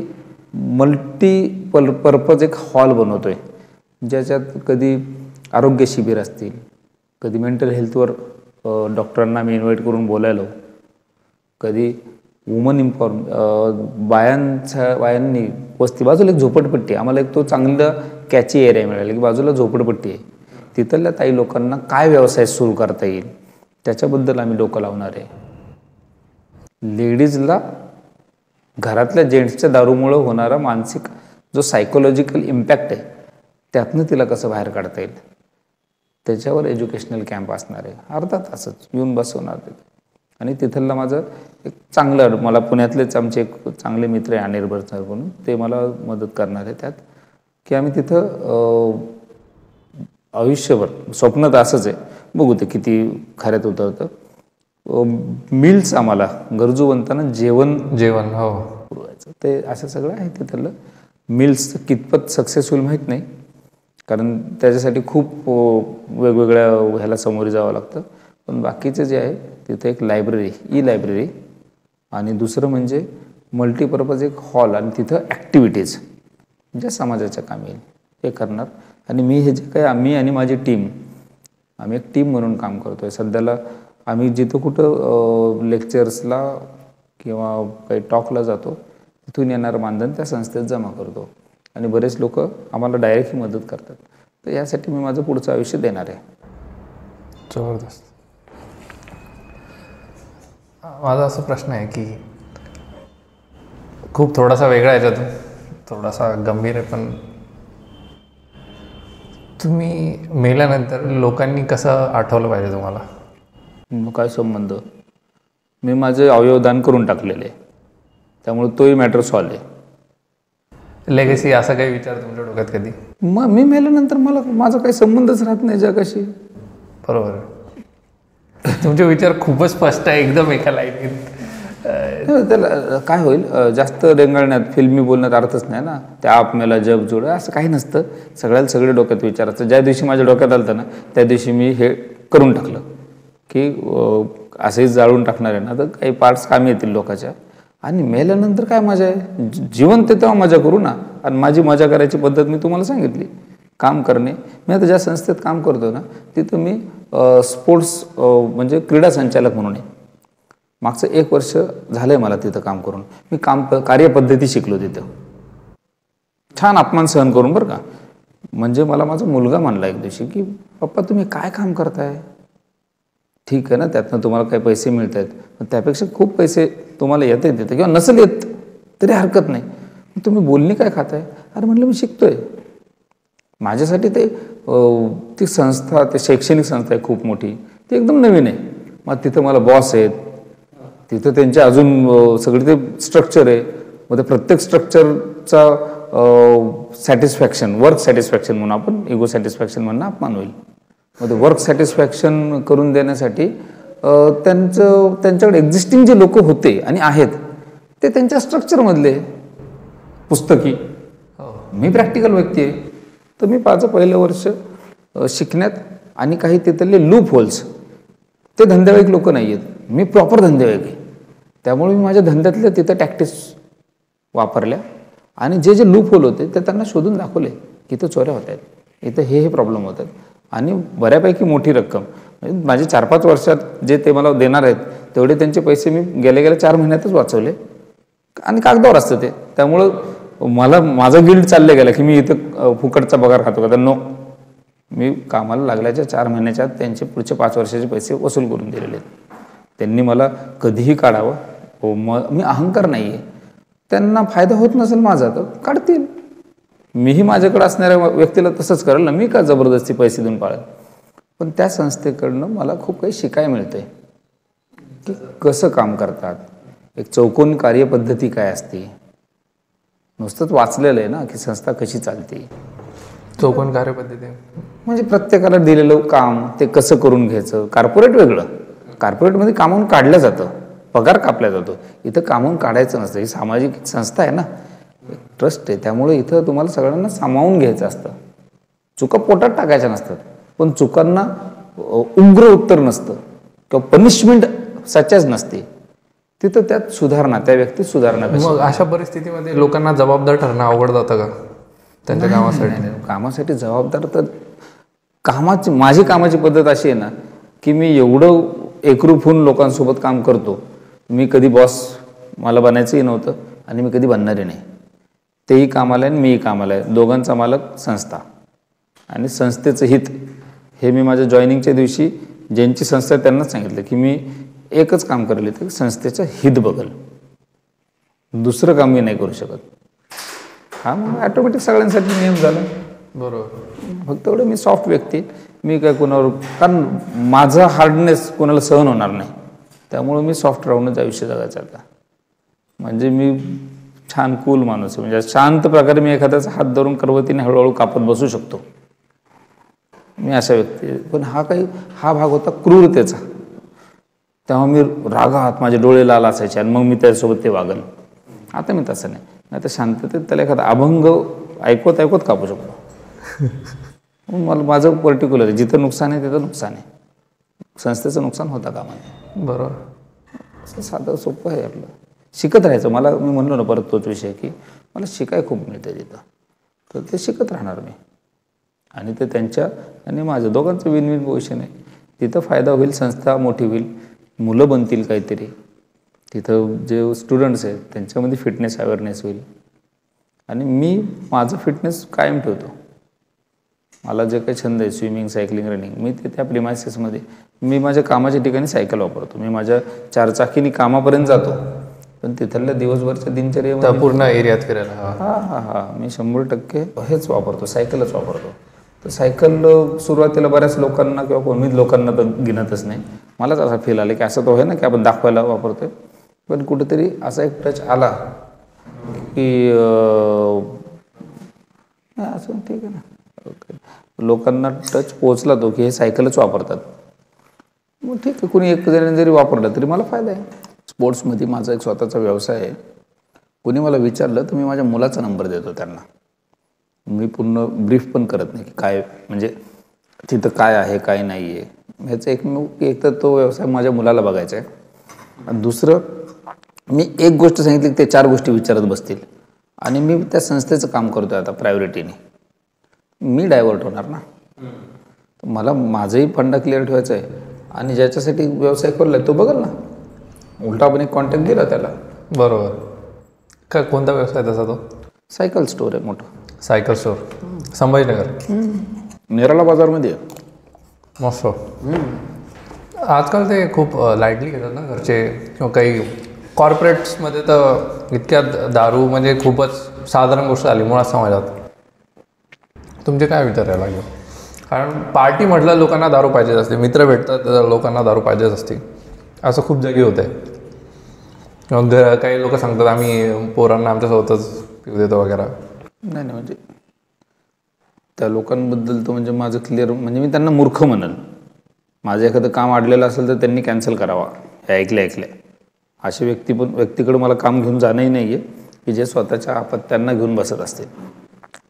म्हणजे दारू, आपलं अपत्य आपल्यासमोर दारू पितंय आणि खूप दारू पितंय, आणि हे त्याला मान्य आहे, अशा व्यक्तींनी नक्कीच घरात दारू प्यावी. म्हणजे समोर वाटोळं दिसतंय आणि ते करतात. आता होतं काय, ते हा तो विचार झाला, मॉडर्न दाखवण्याच्या चक्करमध्ये जातात लोक. आम्ही आमच्या मुलांसोबत घरीच पितो. मी तुम्हाला उदाहरण देतो आमच्या स्पोर्ट्स क्षेत्रातलं. आता हे दाखवलं जातं की मोठ्या मोठ्या मॅचेस जिंकल्या तर शॅम्पेन फोडतात. आपल्या भारतात नाही फोडतो, हे विदेशात फोडतात. आपल्या भारतात कुठेच शॅम्पेन नाही फोडत. आणि ज्या कोणत्या प्रायव्हेट क्लब्समध्ये फोडल्या जात असतील त्यांचं सोडून द्या येड्यांचं, पण कोणतेही खेलो इंडिया आहे, असे मोठे मोठे गेम्स आहेत जे भारतात होतात, आणि ते जिंकल्यानंतर तिथं प्लेयरला शॅम्पेनची बॉटल उघडे दिला, असं कोणताही गेम नाही आहे. पाश्चिमात्य देशांमध्ये संस्कृतीतच आहे, त्यांची संस्कृती आहे, आपल्याला त्याच्याबद्दल बोलण्यात अर्थ नाही आहे. दुसरा भाग, आपल्याकडं काय येडेपणा होतोय की जे खेळाडू लोक आहे ना, ते लोक आमचे रिक्रिएशनल प्लेयर्स म्हणतो मी, बाकीचे तर सोडून द्यायचे, म्हणजे मोठ्या मोठ्या लोकांबद्दल तर मी नाव घेणारच नाही. जे माझ्यासारखे लोक आहेत, हे छोटंसं अचिव्हमेंट मिळवून आले की दारूसोबत फोटो टाकतात फेसबुकवर. सोशल मीडियात आता आयुष्यातला लय मोठा भाग झाला आहे ना. हो, दारूसोबत फोटो टाकतात. म्हणजे त्यांचं सेलिब्रेशनचं स्वरूप काय दाखवतात, तर दारू पितात. आणि तो स्पोर्ट ॲक्टिव्हिटी करून आला, तो दारूचे फोटो टाकतोय. म्हणजे काय नेमका मेसेज काय देतोय भाऊ? म्हणजे हेल्थ खेळायचं की नाही खेळायचं? हा, म्हणजे हेल्थचा मेसेज देतोय काय? हेल्दी ॲक्टिव्हिटी केल्यानंतर दारू पिलं चांगलं असते हे? असे जे काही लोक आहेत त्यांना तर हात जोडून विनंती आहे माझी की ठीक आहे तुम्ही करताय तर तुम्ही प्रायव्हेटमध्ये पर्सनलमध्ये तुमचं वैयक्तिक आयुष्य आहे, पण तुमचे फॉलोअर आहे ना बॉस. नितीन घोरपडे एखाद्या सायकलिंग ॲक्टिव्हिटी करून येतोय, मोठी ॲक्टिव्हिटी करून येते की जी हजारो लोकांमध्ये नाही करता येते, असे त्याचे त्या फेसबुकवर फॉलोअर आणि फ्रेंड आहे 5,000-5,000 की ज्यातून त्यातनं अर्ध्या लोकांना ती ॲक्टिव्हिटीच माहीत नाही आहे किंवा करताच आली नाही कधी आयुष्यात, ती नितीन घोरपडे करून येतोय. आणि तो ग्लासेसोबत आणि ब्लॅक डॉगसोबत आणि अमूक धमू दारूसोबत तो फोटो टाकतोय पिताना आफ्टर अचिव्हमेंट. काय मेसेज जातोय बावळटासारखा, तर ते नाही केलं पाहिजे. सोशल मीडिया आणि जे पण कंटेंट क्रिएट होतो, असं शक्यतो चित्रपटांत याच्यात खूप दिसतंच नाही की एखादा हिरो हे जिंकले काहीतरी श्रीमंत माणूस ते दारू पिताच आहे, त्याचाही खूप प्रभाव पडतो वाटतं. डेफिनेटली. अजून शराबीतले सगळे गाणे माहिती आहे मला. शराबी अमिताभचा सगळ्या पिढ्यांना माहिती आहे. आता ते काय ॲक्टिंग एवढ्या मोठ्या माणसाबद्दल बोललं पाहिजे का ना बोललं पाहिजे हा भाग बाजूला. अमिताभ बच्चनजी हे नाव 1 मिनिट बाजूला काढू. मी तेवढा मोठा ह्या जन्मी नाही होऊ शकत की त्यांच्याबद्दल मी टिप्पणी करावी. पण कोणताही कलाकार उघडपणे अख्खा एक पिढीला दारूबद्दल पूर्ण पॉझिटिव्हच, आणि असे बरेच कलाकार आहे जे पूर्ण पॉझिटिव्ह त्यांनी रोल केले आणि अख्खी पिढीच्या पिढी त्यात. तर हे काय असेच स्टोऱ्या बनल्या का? ह्या स्टोऱ्या अशा थोडी बनल्या असेल, ह्याच्या मागं किती मार्केटिंग असेल. शराबी पिक्चरचं जर उदाहरण घेतलं तर लिकर इंडस्ट्रीने किती स्पॉन्सरशिप केली असेल, खूप स्पॉन्सरशिप दिली असणार. तुम्ही सगळे तरुण आता जे ऐकतात हे तर तुम्ही हुशार आहे ना. तुम्हाला माहिती आहे ना सिम्पल की एक पेन घेऊन जर तुम्ही एखादी क्लिप टाकताय तर त्या पेनकडे तुम्ही पैसे मागू शकता. त्या म्हणजे पेन हातात घेऊन एखादी गोष्ट चांगली बोलायची झाली तर रेनॉल्ड्सचं आहे तर तुम्ही रेनॉल्ड्स कंपनीला मेल टाकू शकता की मी अशा अशा गोष्टीवर लेक्चर द्यायला चाललो आहे आणि हे लेक्चर UPSC क्रॅक करणारे सगळे मुलं ऐकणार आहे, उदाहरण देतोय. आणि त्या दरम्यान मी तुमचा पेन हातात नाचवल आणि फोकस, तर मला काही पैसे तुम्ही देऊ शकतात काय ब्रँडिंगचे, तुम्ही ॲप्लिकेशन करू शकता. आणि डेफिनेटली पॉझिटिव्ह रिप्लाय यायचे चान्स आहे त्यांना जर त्यांचा कस्टमर क्लिअर दिसतोय, ब्रँडिंग योग्य ठिकाणी म्हणजे अकॅडमिकमध्ये ब्रँडिंग करताय म्हणजे डायरेक्ट कस्टमरकडे ब्रँडिंग व्हायला लागले आणि तुम्ही त्या म्हणजे तुम्ही UPSC क्रॅक केलेले किंवा तुम्ही त्या टीचिंगमधले म्हणजे तुम्हाला फंडिंग येणार. पण हे चांगल्या मार्गातले झाले ना. तर किती सिंपल गोष्ट आहे, एवढा मोठा त्या ब्लॅक अँड व्हाईट काळात ह्या लोकांनी कसं डोकं लावलं असेल आणि किती पैसे विनाकारण थोडी एवढं मोठं ABC कोसळतं. शेवटी कर्म आहे ना. बरोबर. मोठे मोठे ॲक्टर्स आज पण ते ऑनलाईन गेमिंगचे हे करतात, त्यांच्या मुलांना द्या बरं खेळायला, म्हणाल रम्मी खेळायला. बरोबर. विमल गुटखा, हा गुटखा, पान मसाला त्यांच्या पोरांना देत नाही ते खायला. नाही देणार. बरेच ॲक्टर्स वगैरे जे ज्याची पण ते ॲड करतात ते स्वतः नाही कन्झ्युम. मला वैयक्तिक त्या कोणाचं नाव घेऊन म्हणायचंच नाही आहे, पण थोडी तर माणुसकी ठेवा यार. म्हणजे त्यामुळं मी बाकी जगाचं सोडून द्या, मी काय वागायचं ना हे माझ्या कंट्रोलमध्ये आहे ना, तर मी मला सुधारायला लागेल. माझी कृती काय आहे हे कामाचं आहे. एखाद्या व्यक्तीला ॲडिक्शन झालं हे कसं कळतं की एखाद्या गोष्टीचं? थोडक्यात दारूवर बोलू शकतो चांगलं, कारण बाकीच्या ॲडिक्शनबद्दल कशाला बोलून. ज्यात माझं त्यातल्या त्यात एक अजून साधा फंड आहे की ज्यात मला अनुभव नाही आहे ते मी डायरेक्ट कट मारतो की यातलं मला माहीत नाही आहे, ह्यातलं ज्याला माहीत असेल त्याला विचारा. कारण सल्ला किंवा काही पण बोलबच्चन करण्यात अर्थ नाही आणि ज्यातलं माहीतच नाही आहे.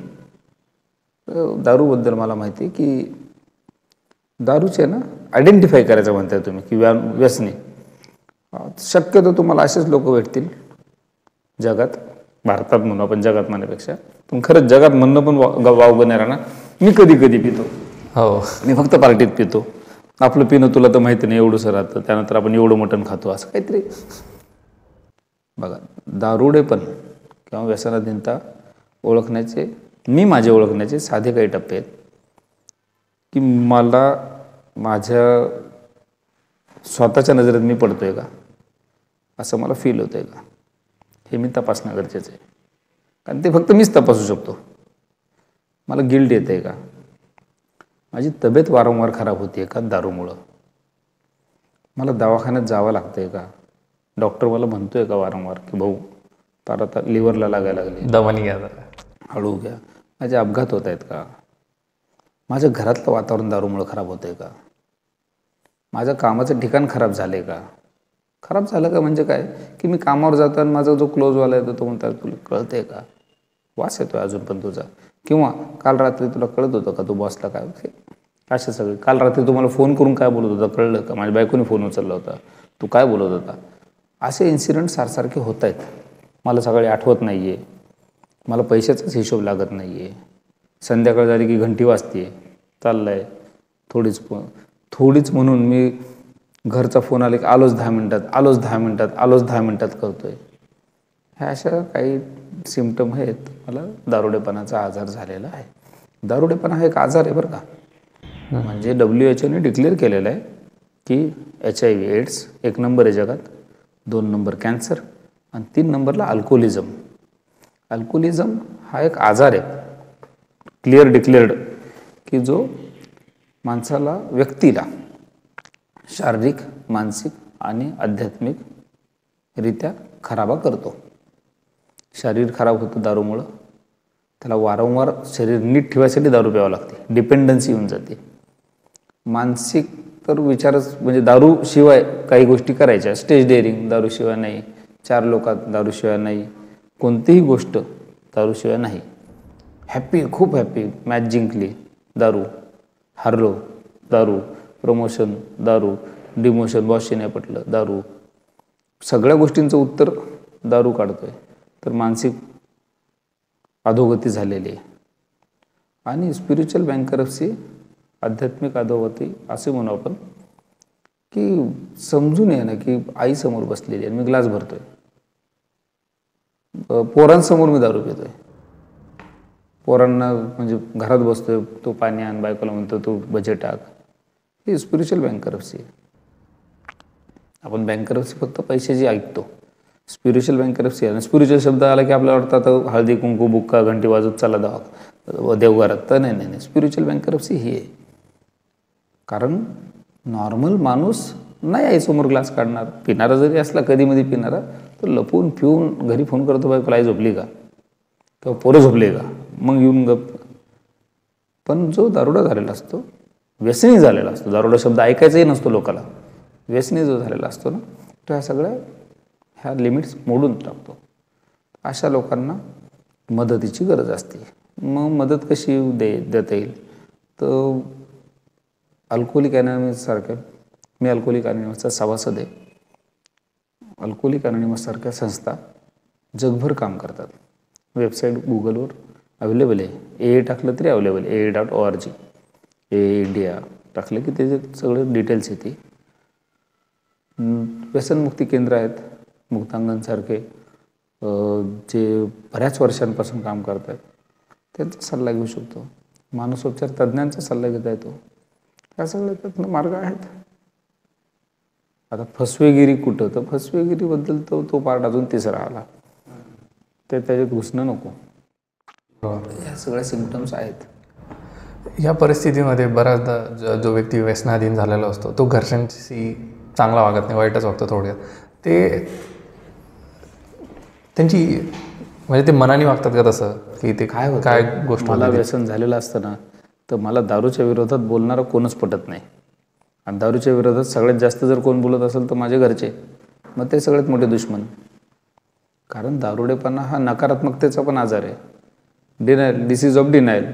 तर कशालाही म्हणतो, म्हणजे डिनायलमध्येच असतो, खूप दारू पितो तर नाही, खूप कधी मला प्यावंच लागते, कामाचं टेन्शन असतं, काही उत्तर मला साहेब लोकांसोबत बसावं लागतं, नाही तर पैसे कसे येतील, असे काहीतरी तो डिनायल मोडमध्येच असतो. माझं नशीबच खराब आहे, मला बायकोच भंगार भेटली, माझ्यासोबतच असं होतं, तो डिनायलमध्ये असतो 12 महिने. बऱ्याचदा असंही होतं ना की लोक खूप प्रेशरमध्ये असतात, मग तेव्हा ते पितात आणि मग ते सवयच लागते त्यांना. तर प्रेशरचं उत्तर ते निघणं ते आता 1 to 1 बेसवरच आहे. प्रेशरचं उत्तर दारू कसं असू शकते? प्रेशर कोणत्याही व्यवसायाचा असो का नोकरीचा असो, कोणत्याही ताणतणावाचा उत्तर ते सोडवणं असू शकतं.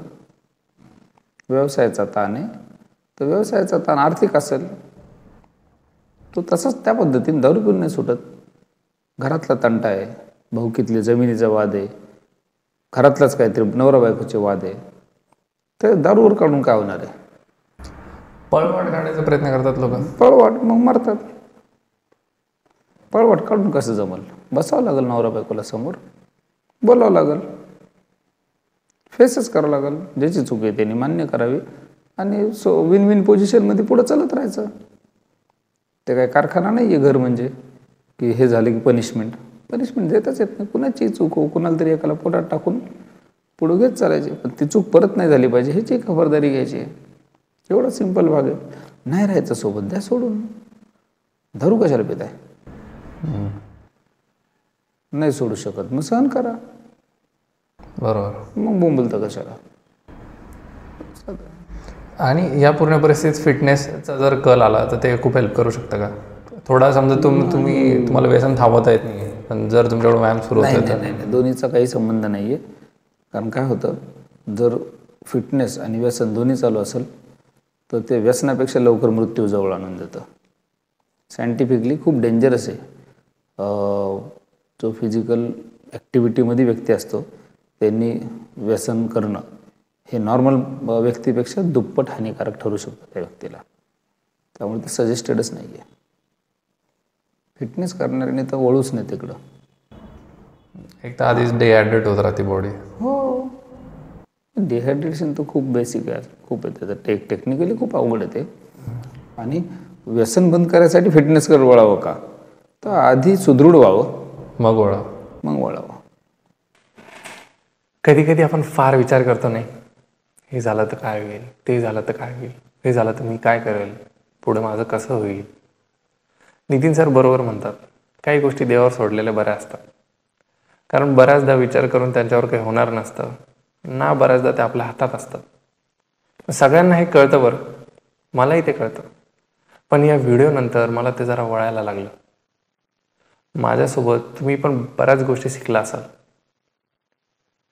आरवम स्टुडिओ जर आमचा हाच प्रयत्न असतो की दर्जेदार मराठी कॉन्टेंट तुमच्यापर्यंत पोहोचवणं, तुम्ही आमची यात मदत करू शकता तुमच्या मूल्यवान फीडबॅकने.